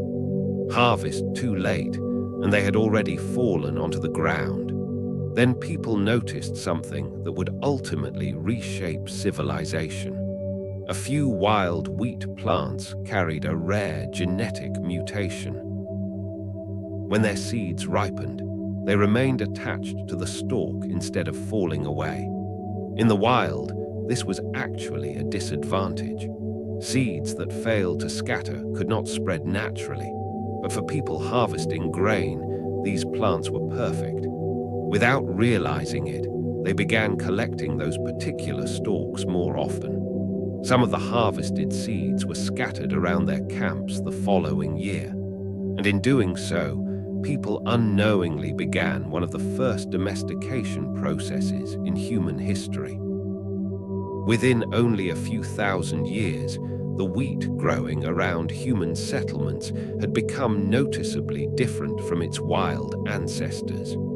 The grains were larger, and when they ripened, they no longer fell from the stalk on their own. Their stalks were stronger, making them far less likely to break in the wind. Humans had created a new form of life, and this new wheat had become so dependent on human cultivation that it could no longer thrive easily in the wild on its own. The same process unfolded independently in different parts of the world. In the Middle East, people domesticated barley. In China, rice. In Mexico, maize. By around 10,000 years ago, people in many regions of the world had discovered the basic principles of agriculture. They were no longer simply gathering what nature happened to provide. They were managing plant communities deliberately, selecting plants with desirable traits, and reshaping the landscape to suit their own needs. Agriculture was not born because one brilliant individual suddenly had an idea. It emerged from necessity. Traditional food sources were disappearing. The opportunities to move into new lands were shrinking. People adapted because they had to. Yet once agriculture began, its consequences were far greater than anyone could possibly have imagined. The first of those consequences was permanent settlement. A hunter-gatherer lifestyle depends on mobility. Food resources are scattered across the landscape. As the seasons change, people move with them. Communities of roughly 30 to 50 individuals were ideally suited to that way of life, small enough to travel efficiently, large enough to hunt and defend themselves. Agriculture changed that balance completely. Once you plant a field, you must stay to protect it from animals. You must water it when necessary, watch it grow, harvest it at precisely the right moment. Grain also required permanent storage, and the heavy grinding stones used to process it were far too cumbersome to carry from place to place. Gradually, people began settling down. The first permanent villages appeared around 12,000 years ago. These were not yet cities. They were small communities of circular or oval houses built from stone, mud brick, and timber. Each home sheltered an extended family. Most villages contained between 50 and 200 people, far larger than traditional hunter-gatherer bands. One of the best examples of this early transition is Jericho in the Jordan Valley. Around 11,000 years ago, the settlement probably contained about 70 houses and a population of roughly 300 to 400 people. Its inhabitants cultivated domesticated wheat and barley, yet they still hunted wild gazelles and gathered plants from the surrounding landscape. This was not yet a fully agricultural society. It was a mixed economy, combining farming with traditional hunting and gathering. But Jericho contained something humanity had never seen before: walls. Massive stone fortifications surrounded the settlement, along with towers rising nearly 6 meters into the air. Constructing them must have required thousands of days of carefully organized labor. That tells us something profoundly important. The settlement had become worth defending. People had invested so much work into their fields, their homes, and their food stores that simply abandoning everything and moving elsewhere was no longer a realistic option. The existence of walls also tells us something else. There were threats. Defensive structures do not appear without a reason. They are almost always built in response to conflict. As the most fertile farmland attracted larger and more permanent populations, competition increased. Hunter-gatherer groups could usually avoid conflict simply by moving farther apart. Agricultural societies could not. They were tied to specific pieces of land. A fertile field or a reliable water source could not simply be replaced. For the first time, people began fighting over territory itself. The settlement of Çatalhöyük, in what is now Turkey, reveals where this transformation eventually led. Around 9,000 years ago, it may have been home to as many as 8,000 people, making it one of the first great urban settlements in human history. Its architecture was unlike anything that had come before. The houses were built wall against wall, with no streets between them. People entered through openings in the rooftops using wooden ladders. From above, the entire settlement resembled one enormous interconnected structure. Inside those homes, nearly every defining feature of an agricultural society had already appeared. Storage bins filled with grain, grinding stones worn smooth by thousands of hours of use, sophisticated ovens for baking bread, sickles, hoes, tools for processing cereals, and a far more diverse collection of household equipment than anything seen during the Ice Age. But another transformation was unfolding there as well. Differences among people were beginning to emerge. Some houses were larger and more solidly built than others. Some grave contained valuable objects brought from distant lands: obsidian volcanic glass, seashells from the Mediterranean coast, copper ornaments. Other burials contained nothing but the body of the deceased. Society was beginning to divide into social layers. The first hierarchies were taking shape. This was no accident. Agriculture had made something possible that had never existed before in human history: a storable surplus. Throughout the Ice Age, people generally possessed only as much food as they could carry or consume within a short time. There was no practical way to accumulate substantial wealth. Within a single community, people's possessions were usually quite similar. But once grain could be stored, some families inevitably accumulated more than others. Perhaps they farmed more fertile land. Perhaps they worked longer. Or perhaps they were simply luckier with the weather. Whatever the reason, inequality had become possible. And once it became possible, it gradually became permanent. People also began specializing in different kinds of work.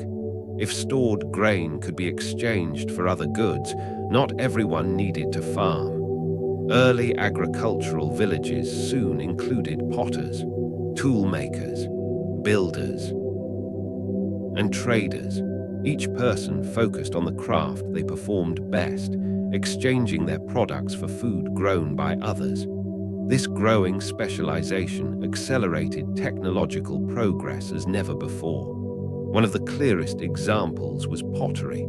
People had occasionally shaped and fired simple clay objects during the Ice Age, but pottery had never become an established technology. For highly mobile communities, ceramic vessels offered little advantage.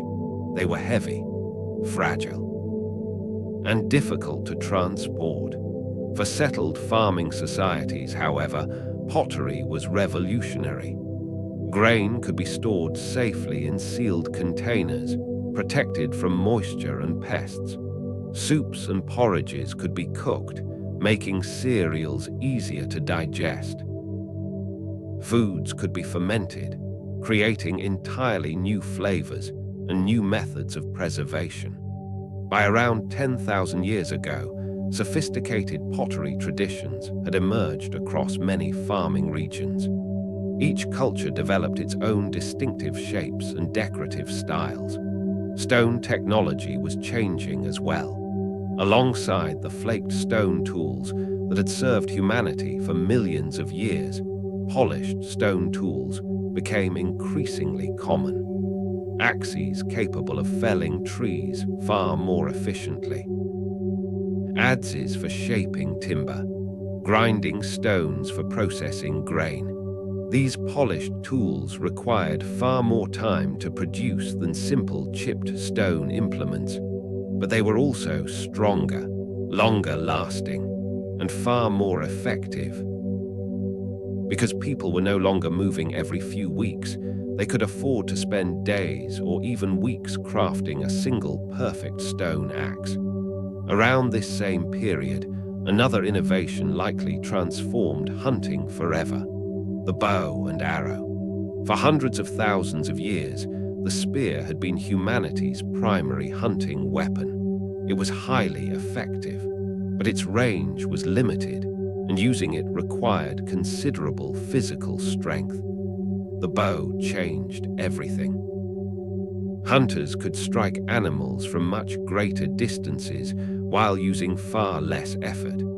A skilled archer could hunt birds and small mammals that would have been nearly impossible to catch with a spear. Yet one of the most important technological revolutions left almost no trace in the archaeological record. Knowledge itself was evolving. The knowledge of how to domesticate plants and animals.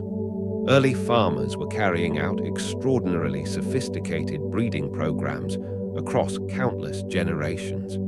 They observed which plants produced the most seeds, which grew the fastest, which resisted disease most effectively. By saving seeds only from the most desirable plants for the following season, they gradually created entirely new varieties shaped by human needs. The same process unfolded with animals. Dogs had already been domesticated during the Ice Age, most likely as hunting companions and camp guardians. But after the glaciers retreated, people began domesticating sheep, goats, pigs, and cattle. By around 10,000 years ago, much of the Fertile Crescent had developed a mixed farming system that combined crop cultivation with animal husbandry. Domesticated animals provided an extraordinary range of benefits: meat, milk, wool, leather, power for pulling plows and carrying heavy loads. They also functioned as living converters, transforming plants that humans could not digest into nutritious food. And unlike stored supplies, they could reproduce themselves. Together, these changes produced something humanity had never experienced before: rapid population growth. Hunter-gatherer populations had always been limited by both food availability and the constant need to travel. Among nomadic groups, women often waited around 4 years between births. Carrying several young children while constantly moving was simply too difficult. As a result, population growth remained extremely slow. Annual growth rates were usually well below 1%. Agricultural societies could support much larger families. A settled lifestyle allowed women to have children more frequently. Porridges made from grains helped infants transition from breast milk to solid food at an earlier age. More dependable food supplies also allowed a greater number of children to survive into adulthood. The population of early farming communities may have grown by roughly 0.1% per year. At first glance, that seems almost insignificant, but the power of compound growth over long periods is extraordinary. An annual increase of just 0.1% means a population doubles roughly every 700 years. Over the course of only a few thousand years, farming communities vastly outnumbered the remaining hunter-gatherers. By around 8,000 years ago, a large share of the population in the Middle East, parts of China, and several regions of the Americas had adopted agriculture. But population growth brought new pressures of its own. The most fertile farmland was beginning to fill. Families now needed new farmland for the next generation. That necessity pushed farming communities outward in search of fresh land.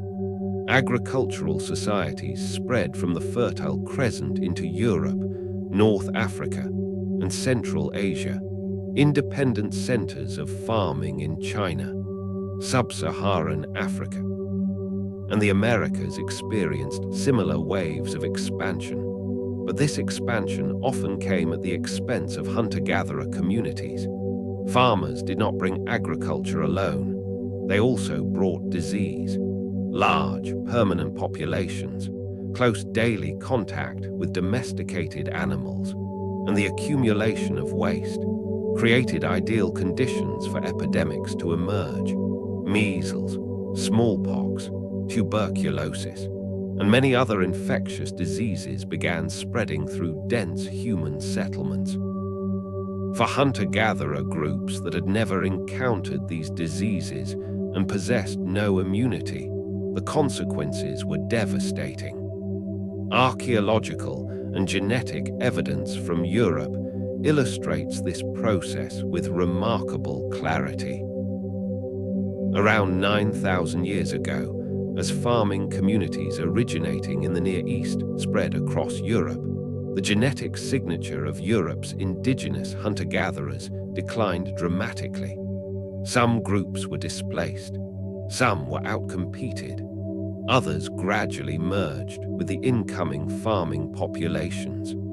The same pattern appeared repeatedly wherever agricultural societies encountered hunter-gatherers across the world. Yet agriculture transformed far more than population numbers. It also made societies increasingly complex.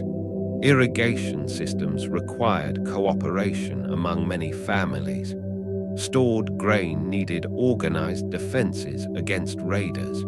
Disputes over land and property demanded rules, authorities, and systems for resolving conflict. People who had once lived in small, largely egalitarian bands gradually formed tribes, then chiefdoms, and eventually the first states. By around 7,000 years ago, the foundations of the world's earliest civilizations were beginning to emerge. In Sumer, cities containing tens of thousands of people appeared across Mesopotamia. Writing systems were developed to keep records. Specialized administrators and bureaucracies took shape. Monumental buildings rose above the landscape. Complex religious institutions emerged. The astonishing transformation from the first permanent villages to urban civilization had unfolded in only about 5,000 years. But before cities, before writing, before kings and temples, another revolution was already underway. The cultural explosion of this era reveals that the transformation of the human mind was every bit as profound as the economic one. One of its most remarkable expressions is Göbekli Tepe in present-day Turkey. The site consists of enormous circular enclosures built around towering stone pillars. Those pillars are carved with animals, abstract symbols, and intricate geometric patterns. Some weigh nearly 20 tons, transporting them, raising them, and decorating them would have required hundreds of people working together in a highly coordinated effort. What makes Göbekli Tepe truly extraordinary is its age. It was built roughly 11,500 years ago, before agriculture had become fully established in the region. The people who constructed it were still, for the most part, hunter-gatherers. In other words, they built monumental ritual architecture before they built permanent towns. They devoted immense effort to creating a sacred place before fully embracing farming. That tells us something profoundly important. The transformation taking place was not merely economic or technological. It was also intellectual and spiritual. People were beginning to think about the world in entirely new ways. They were searching for meaning, trying to understand their place in the world, their relationships with one another, and the unseen forces beyond human control. The art of this period reflects the same transformation. Cave paintings had already flourished throughout the Ice Age. But after the glaciers retreated, artistic expression became increasingly abstract, more symbolic, and often unmistakably ritualistic. Stylized human and animal figurines appeared. Carefully prepared burials suggest increasingly sophisticated beliefs about death and what might come afterward. Dedicated ritual spaces point toward more organized belief systems. perhaps guided by individuals with specialized religious roles. Archaeologists have also uncovered evidence of great communal feasts at many early farming settlements. These were far more than shared meals. They were ceremonial gatherings where food became part of social and symbolic life. Such feasts may have served many purposes, strengthening social bonds, displaying wealth and status, creating mutual obligations, forging alliances between different groups. As communities grew larger, gatherings like these became increasingly important. The close family ties that had held together the small bands of the Ice Age were no longer enough to unite settlements of thousands of people. Trade networks expanded rapidly as well. Valuable obsidian, prized for making razor-sharp tools, was transporting hundreds of kilometers from its volcanic sources to farming settlements far away. Seashells from Mediterranean shores appeared deep in the continental interior. Long before copper became common for practical tools, copper ornaments were already circulating through exchange networks. These objects were more than valuable goods. They were symbols of status. Visible evidence of connections to distant places and distant people, agriculture, permanent settlements, increasingly complex societies, artistic innovation, all of it emerged because the glaciers melted, because the mammoths disappeared, and because humanity was forced to adapt or perish. The climate crisis shattered the world people had always known and compelled them to create an entirely new way of life. The irony is profound. One of the greatest environmental crises in human history since our ancient population bottleneck, the catastrophe that wiped out much of the world's megafauna, reshaped entire continents, and brought ancient ways of life to an end, also became the event that set human civilization in motion. If the glaciers had never melted, if the mammoths had continued to roam the earth, humanity might still be living in small bands of hunters, following migrating herds across endless grasslands. Instead, crisis forced people to innovate on a scale never seen before. Within only 5,000 years, humans transformed from Ice Age hunters into the inhabitants of farming villages, and then into the citizens of the world's first civilizations.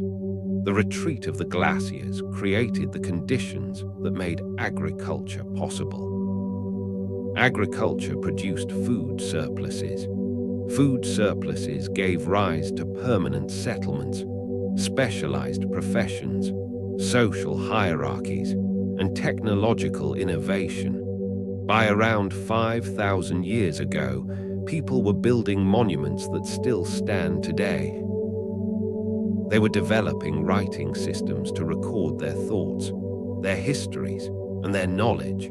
They were creating art, literature, and enduring religious traditions. The foundations of everything that followed were being laid. Empires, trade networks, scientific inquiry, philosophical thought, the entire structure of human civilization, all of it can ultimately be traced back to one simple truth. When the glaciers melted and the world changed, humanity did far more than survive. It flourished. It transformed catastrophe into opportunity. People did not merely invent new tools or new techniques. They reinvented an entire way of life. They created a world their Ice Age ancestors could scarcely have imagined. The age of the hunter was coming to an end. The age of the farmer, the builder, and the city dweller had begun, and with it, the world we still inhabit today was born. Yet there is another remarkable truth. Across every inhabited continent, separated by oceans and thousands of kilometers, dozens of cultures tell essentially the same story, a story about water, a story of great floods that destroyed an older world, of survival against impossible odds, and of a time when everything changed. More than 4,000 years ago, the Epic of Gilgamesh, written down in Mesopotamia, told of a flood that covered the entire world. The gods warned a man named Utnapishtim that catastrophe was coming. He built a great boat. He brought aboard his family, animals, and skilled craftsmen. The waters rose for 6 days and 7 nights.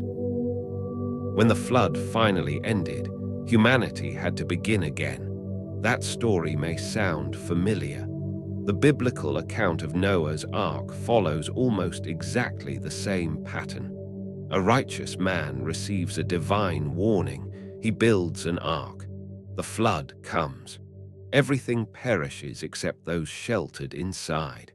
When the waters recede, the survivors repopulate the world. But these stories are not confined to the Middle East. The Ojibwe people of North America tell of Nana Bojo, who escaped a great flood by climbing the tallest tree before helping create a new world.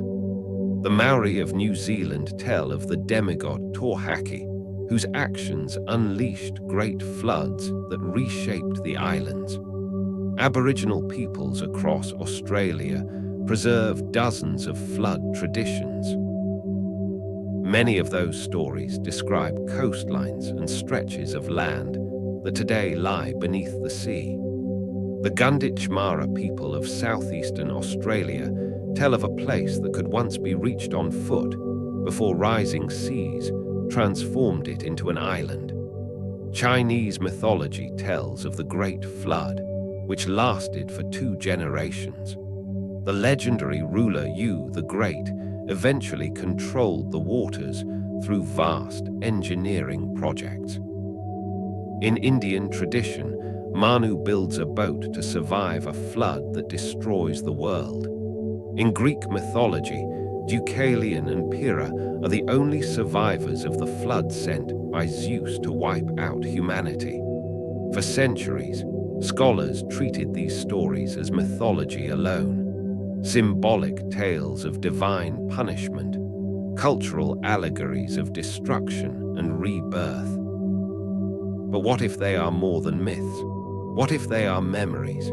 That possibility becomes increasingly difficult to dismiss because the timing is remarkably consistent.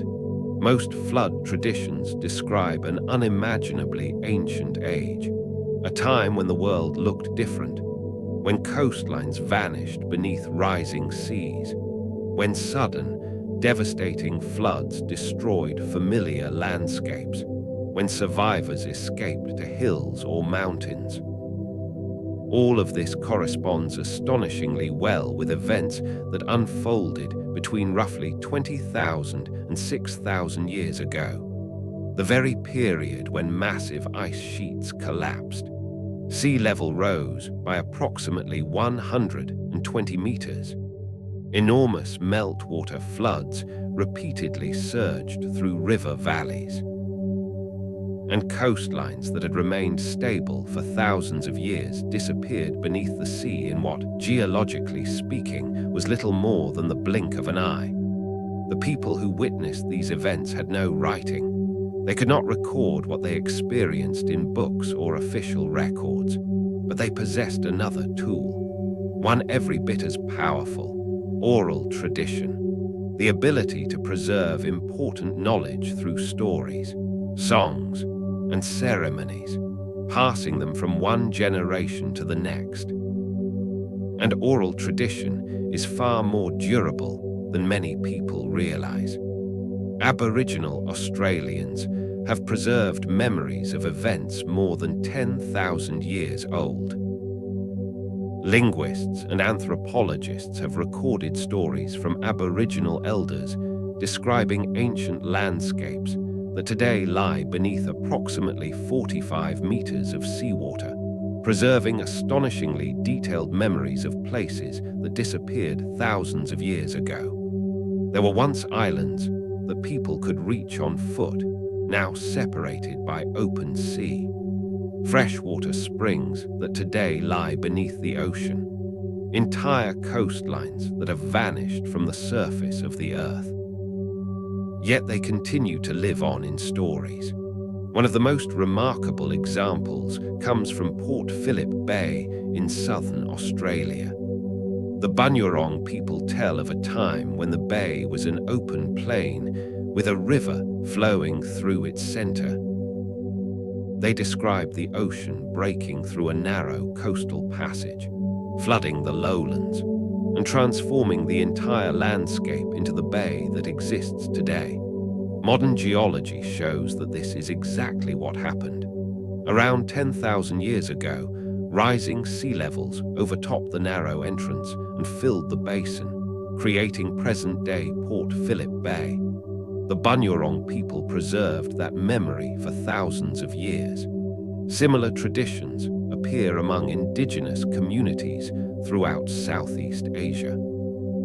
Stories tell of islands that were once connected by land, places where people could simply walk between regions now separated by deep ocean. Around the Persian Gulf, ancient traditions recall a time when the sea flooded through the Strait of Hormuz roughly 8,000 years ago, drowning vast stretches of fertile land. In the North Sea, British and Dutch fishing boats still occasionally pull stone tools and mammoth bones from their nets. These remains come from Doggerland, the enormous plain that once connected Britain to mainland Europe, a landscape where people lived, hunted mammoths, and built seasonal camps. Today, it lies entirely beneath the sea. These are not vague mythical details. They are remarkably specific geographical memories preserved across hundreds of generations, and they reveal something profound about human cultural memory. People do not forget great catastrophes. When the world changes fundamentally, when landscapes familiar for generations disappear, we preserve those experiences within our most durable cultural archive, stories.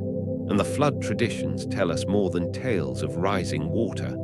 They are also stories of survival. Nearly every version follows the same pattern. Someone receives a warning before disaster strikes, sometimes through a dream, sometimes through a divine message, sometimes by carefully observing the signs of nature. People prepare, they gather food, they seek higher ground. They survive. Then they become the ancestors of a new world, the people who pass the story on. That pattern closely mirrors what real human communities likely experienced at the end of the Ice Age. Those living along rivers and coastlines did not witness change overnight. They watched it unfold across years, across generations. The tides crept higher, floods became more frequent.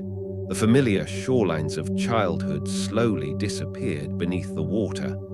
Eventually, the communities that paid close attention, the people who understood the rhythms of nature, moved inland, settled on higher ground.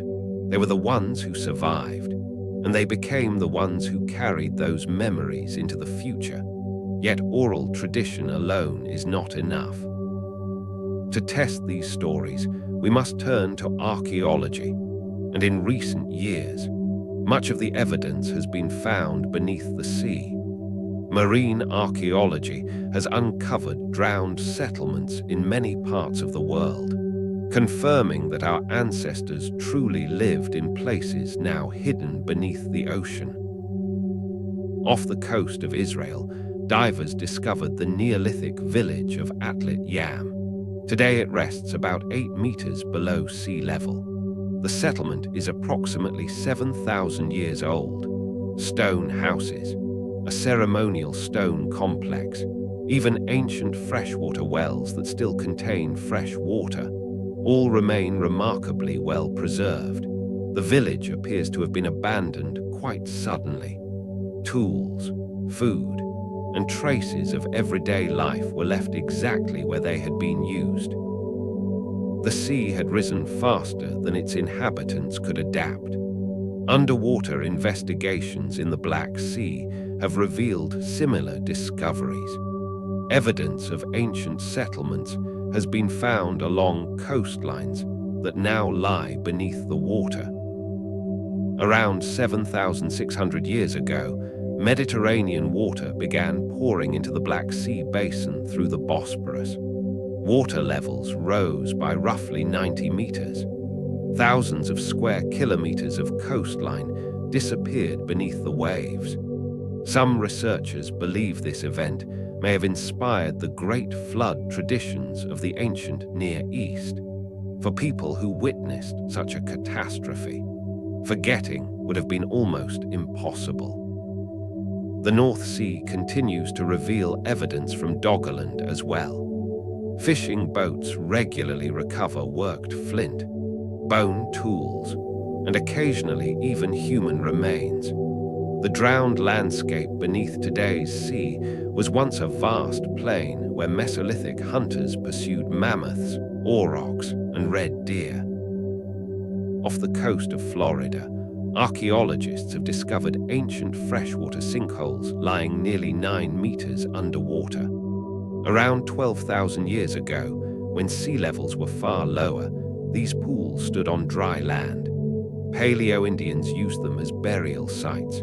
Today, some of North America's oldest and best preserved human remains have been recovered from these remarkable locations. Every year, new underwater sites continue to be discovered. Side-scan sonar, multi-beam mapping systems, and increasingly sophisticated marine surveys are revealing ancient river valleys and coastlines where people once lived before the sea reclaimed them.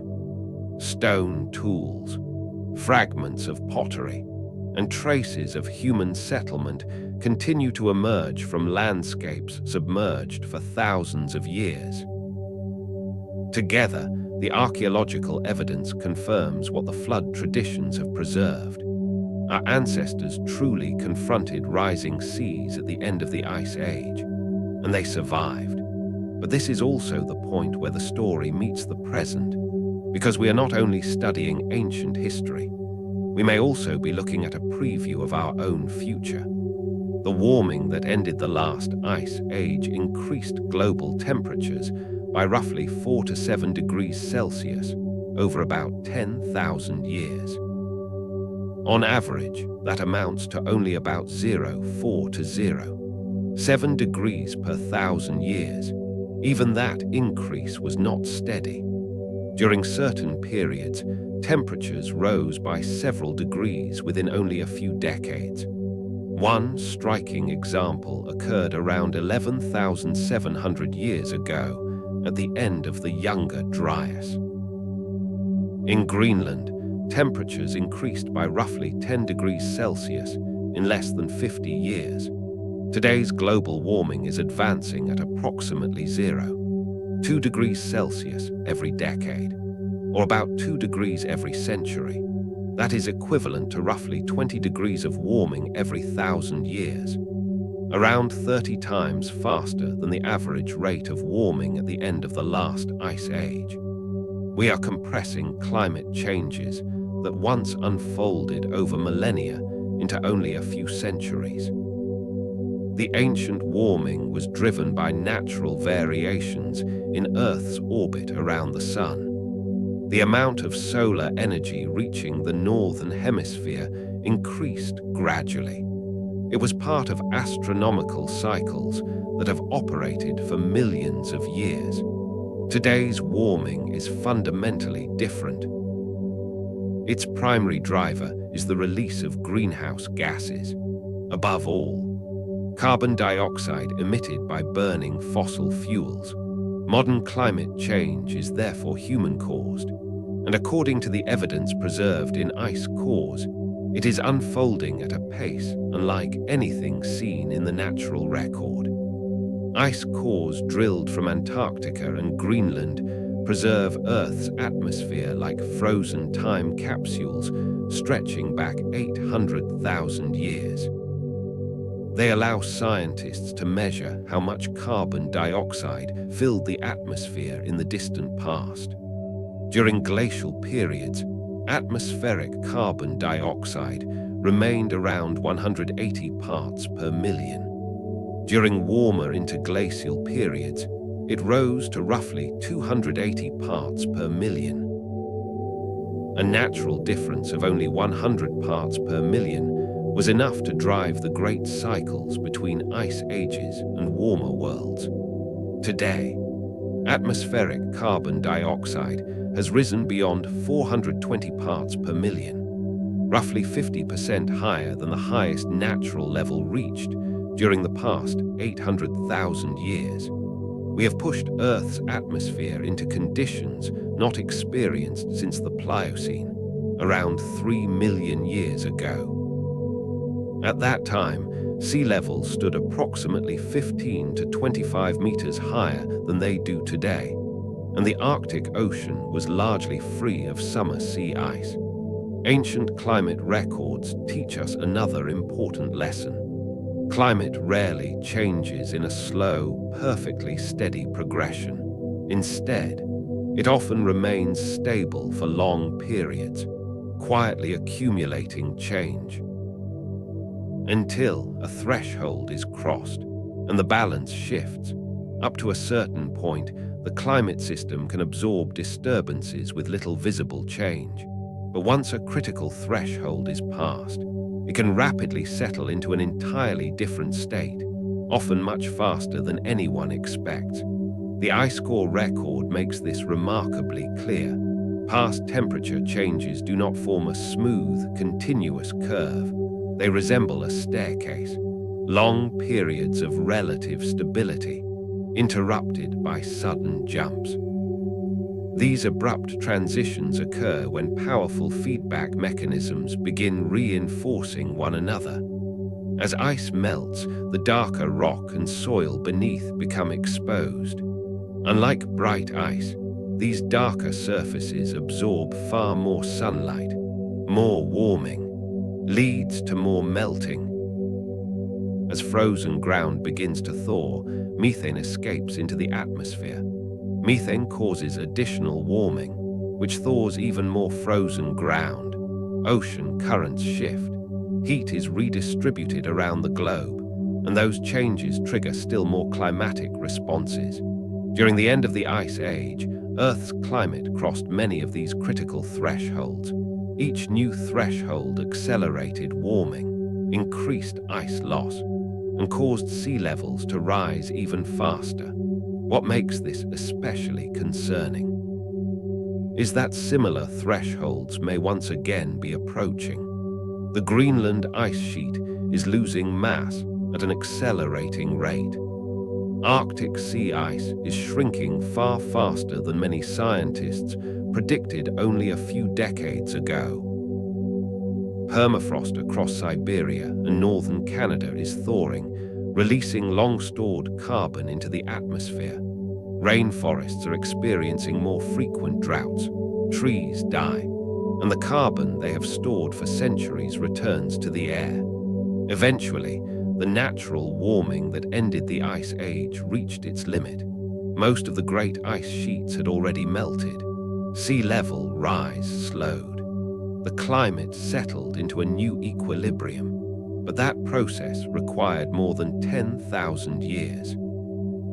During that time, much of the world's megafauna disappeared. Human societies were forced to migrate repeatedly, and entire ways of life were transformed. Today, we are driving many of the same changes ourselves, only far more rapidly. The question is no longer whether sea levels will continue to rise. The ice sheets are already melting. Sea level will continue to increase. The real question is how fast and how far. More conservative projections suggest a rise of roughly 1 to 2 meters by the year 2100. Other studies argue that if major ice sheets prove less stable than expected, the increase could ultimately be substantially greater. Under either scenario, coastal regions that today are home to hundreds of millions of people face serious risks. Our ancestors adapted to rising seas by moving inland. They could do so because the entire human population numbered only around 5 to 10 million people. Most of the planet remained empty. When one coastal settlement disappeared beneath the sea, new land could often be reached after only a few days or a few weeks of travel. We no longer have that option. The world's population now exceeds 8 billion. Much of the coastline has already been covered by cities, farmland, ports, and critical infrastructure. The climate migrants of the future will not be moving into empty landscapes. They will be competing for space in regions that are already densely populated. The end of the Ice Age also reminds us how fragile ecosystems can be. The disappearance of the megafauna was not caused by hunting alone. Entire ecosystems were being reorganized. Food webs that had remained stable for hundreds of thousands of years began to unravel as the climate changed. Relationships between species changed with it. Today, we are beginning to witness similar patterns once again. Coral reefs are bleaching as ocean temperatures rise. Forests are dying during increasingly severe droughts. Schools of fish are shifting toward the poles in search of cooler waters. Species that cannot adapt or cannot move quickly enough gradually disappear. And when a species is lost, it does not return, just as the mammoths, the giant ground sloths, and the dire wolves will never return. The fossil record leaves little doubt about that. Species lost during great mass extinctions never returned. Over time, new species evolved. Empty ecological niches were eventually filled again, but that process took tens of thousands, sometimes millions, of years. From a human perspective, extinction is forever. Yet perhaps the greatest lesson from the climate transformation at the end of the Ice Age is that it reveals both humanity's extraordinary capacity to adapt and the tremendous cost of doing so. Yes, our ancestors survived. They developed new technologies. They reinvented the way they hunted. They discovered new food sources. And eventually they flourished in the post-glacial world. The agricultural revolution, the birth of civilization, and everything that followed in human history was built upon the climatic stability that emerged after the glaciers retreated. But the transition itself was extraordinarily harsh. Archaeological evidence reveals increasing violence, competition over resources, population declines, and entire regions that were abandoned. Genetic bottlenecks preserved in human DNA also suggest that some populations shrank dramatically during this period. Many communities did not survive. All of us alive today are descendants of those who did, but survival came at an enormous cost. The flood traditions are not only stories about rising water, they are also stories of loss. The loss of childhood coastlines, the loss of ancestral homelands, the loss of ways of life that had endured for countless generations. They speak of the trauma of abandoning one's homeland, of watching a familiar world disappear before your eyes, of not knowing whether another home could ever be found. Our ancestors possessed one extraordinary advantage. They were adaptable. They could move. If necessary, they could rebuild their entire lives somewhere else. Because they lived in relatively small communities, relocation was difficult, but possible. That flexibility allowed them to endure profound climatic change. Modern civilization possesses very different strengths. and very different vulnerabilities. Today, we have technologies our ancestors could never have imagined. We understand the science of climate. We can model possible futures. We possess global communication networks, transportation systems, and international institutions. At least in theory, we are capable of planning adaptation on an unprecedented scale. But we are also far less mobile. We cannot simply relocate our cities, our factories, our dams, or our farmland. We depend upon intricate supply chains stretching across continents. We live within sharply defined national borders, and we are more than 8 billion people sharing the same finite resources. The climate transition at the end of the Ice Age unfolded over thousands of years. That gave both ecosystems and human societies time to adapt. Today's climate change is progressing far more rapidly. Adapting will be vastly more difficult for nature and for us. We are no longer experiencing a gradual transformation spread across many generations. We are living through profound changes within the span of a single human lifetime. The flood stories preserved across the world remind us that our ancestors once faced similar moments. They watched their world change. They adapted. They survived. And in time, they prospered again. But those same stories also remind us how devastating those transitions truly were. The trauma was so immense that it endured in cultural memory for thousands of years, passed from one generation to the next as a warning. Do not forget the floods. Do not forget that the world can change. Do not forget that survival demands preparation, flexibility, and sometimes difficult choices. Today, we are living through a climate transition of our own. We possess knowledge, technology, and at least in principle, the ability to cooperate on a global scale. Yet we also face challenges our ancestors never encountered. A crowded planet, complex systems tightly connected across continents, and changes unfolding faster than nature itself can comfortably adapt. The ice cores of Antarctica and Greenland are far more than scientific curiosities. They are textbooks written by the Earth itself. They show us just how sensitive our planet's climate truly is, how seemingly small changes can trigger profound transformations, how feedback mechanisms can reshape an entire world.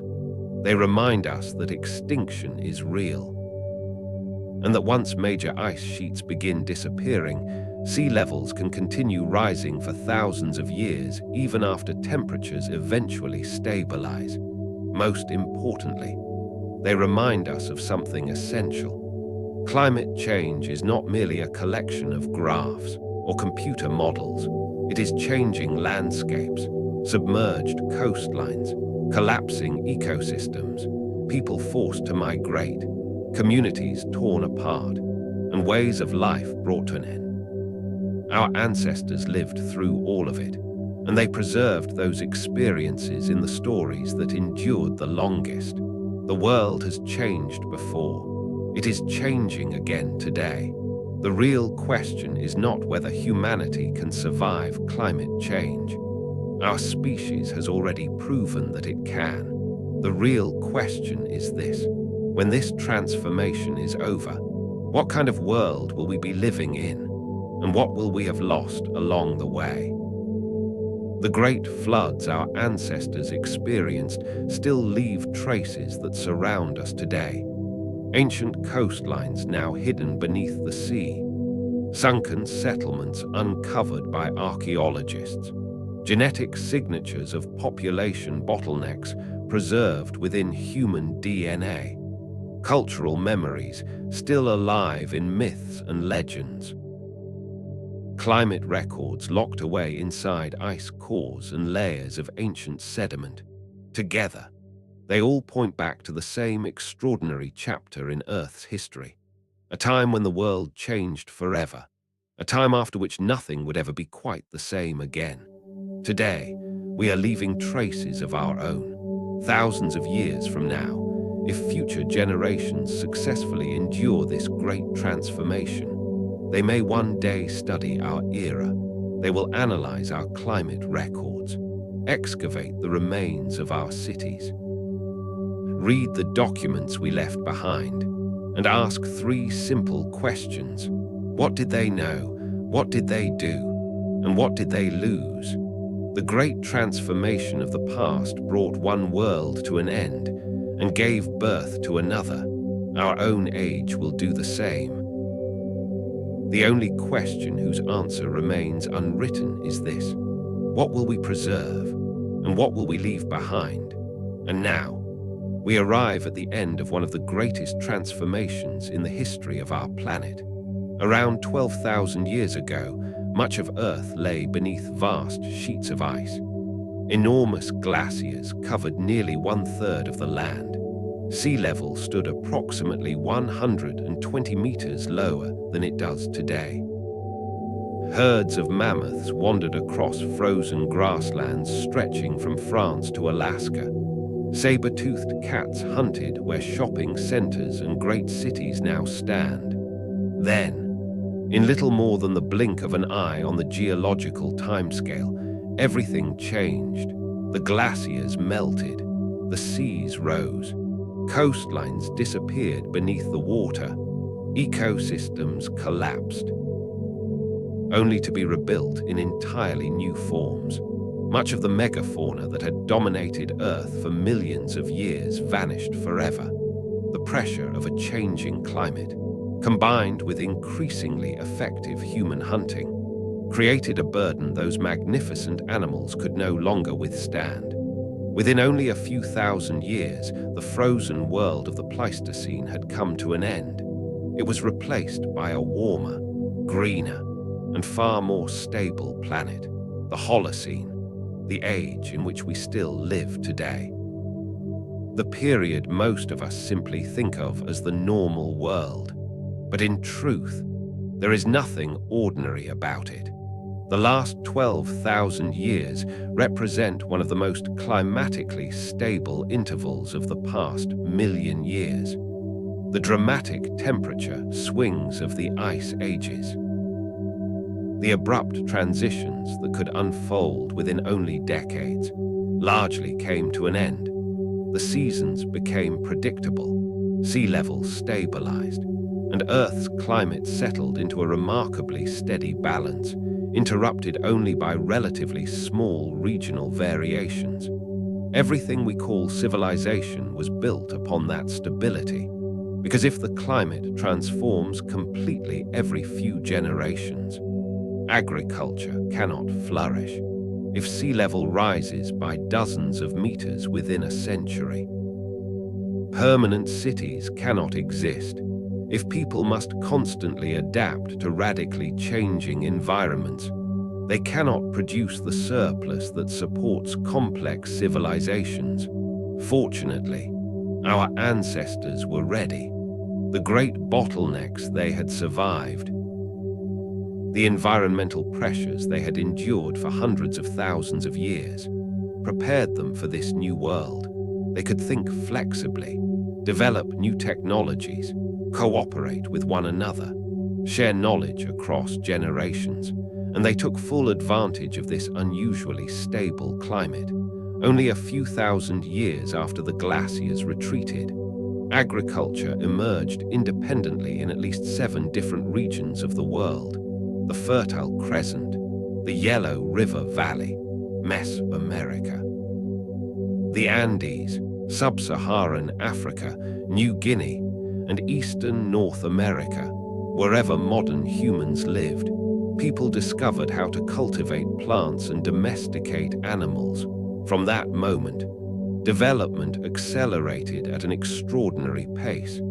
Permanent settlements became villages, villages became towns, towns became cities. Food surpluses made specialization possible. No longer did everyone need to spend every day searching for food. Some became artisans, some became priests, some became soldiers, some became rulers. Social hierarchies emerged. Writing systems were invented to keep track of resources. Knowledge could finally be recorded instead of relying solely on memory. Trade networks stretched across continents. Only 8,000 years after the glaciers began retreating, people were constructing ziggurats in Mesopotamia and pyramids in Egypt. The very same species that had struggled to survive the Ice Age was now creating monumental architecture, complex states, and extraordinary works of art. It was one of the most remarkable transformations in the entire history of life on Earth. But even this achievement came with a cost. Many of the magnificent creatures that had survived countless ice ages could not survive a warming world increasingly shaped by humans. The mammoths, the mastodons. A few of them lost their habitat. Others were overwhelmed by hunters who had become more numerous, more skilled, and increasingly advanced in their technology, whatever the exact cause. The outcome was the same: extinction. It was not only the animals that disappeared. Entire landscapes vanished as well. The Bering Land Bridge, which once allowed humans to enter the Americas, disappeared beneath the rising sea. The vast continental shelves that had stretched along the coasts of every continent were flooded.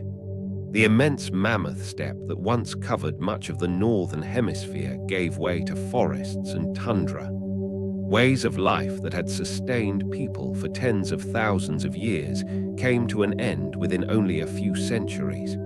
Our ancestors mourned those losses. We know they did, because they never forgot them. Stories of drowned lands, great floods, and an ancient world filled with giant creatures were passed from one generation to the next. Aboriginal Australians still preserve memories of a time when people could walk to Tasmania. Indigenous communities across Southeast Asia remember islands that were once connected by land. Flood traditions found around the world, though reshaped over thousands of years, enriched with mythology, still preserve echoes of real historical events. Today, we are the heirs to that extraordinary legacy, the stable climate we live in, the agricultural systems that feed more than 8 billion people, our cities, our technology, and everything we call modern civilization was built upon the great transformation that followed the end of the Ice Age. We are descendants of those who survived the bottleneck, those who adapted to the cold, those who learned how to endure, and who eventually flourished in a world that no longer tried to kill them with every passing season. Now, we are living through a transformation of our own. The climatic stability that made civilization possible is beginning to change once again. Not because of natural cycles, but because of us. Whether humanity's greatest strength, its remarkable ability to adapt, will once again prove enough, is a story that has not yet been written. But that is a journey for another night. For now, rest easy, because the history of our species offers one enduring reason for hope. We carry the legacy of people who refused to give up. Even when humanity was reduced to only a few hundred survivors, we possess knowledge they never had, technology they could never have imagined, and the ability to communicate across the entire planet. If they could survive more than 170,000 years of environmental hardship armed with little more than stone tools, determination, and trust in one another, then perhaps we too can find a way through the challenges that lie ahead. Thank you for joining me on tonight's journey through the end of the Ice Age. If you enjoyed this journey through history, I'd truly appreciate it if you left a like and and subscribed to the channel. It helps these long-form documentaries reach more night companions around the world. I'd also love to hear from you in the comments. Where are you listening from tonight? And what journey through history or science would you like us to explore next? Was there a civilization, a lost world, an ancient mystery, or a scientific question you've always wondered about? Your ideas often become future episodes. Until our next journey, sleep well. May your dreams wander across the endless mammoth steppe. Watch towering glaciers slowly melt beneath the northern sun and drift through the ancient world that gave birth to our own. And remember, you are part of the longest survival story ever told.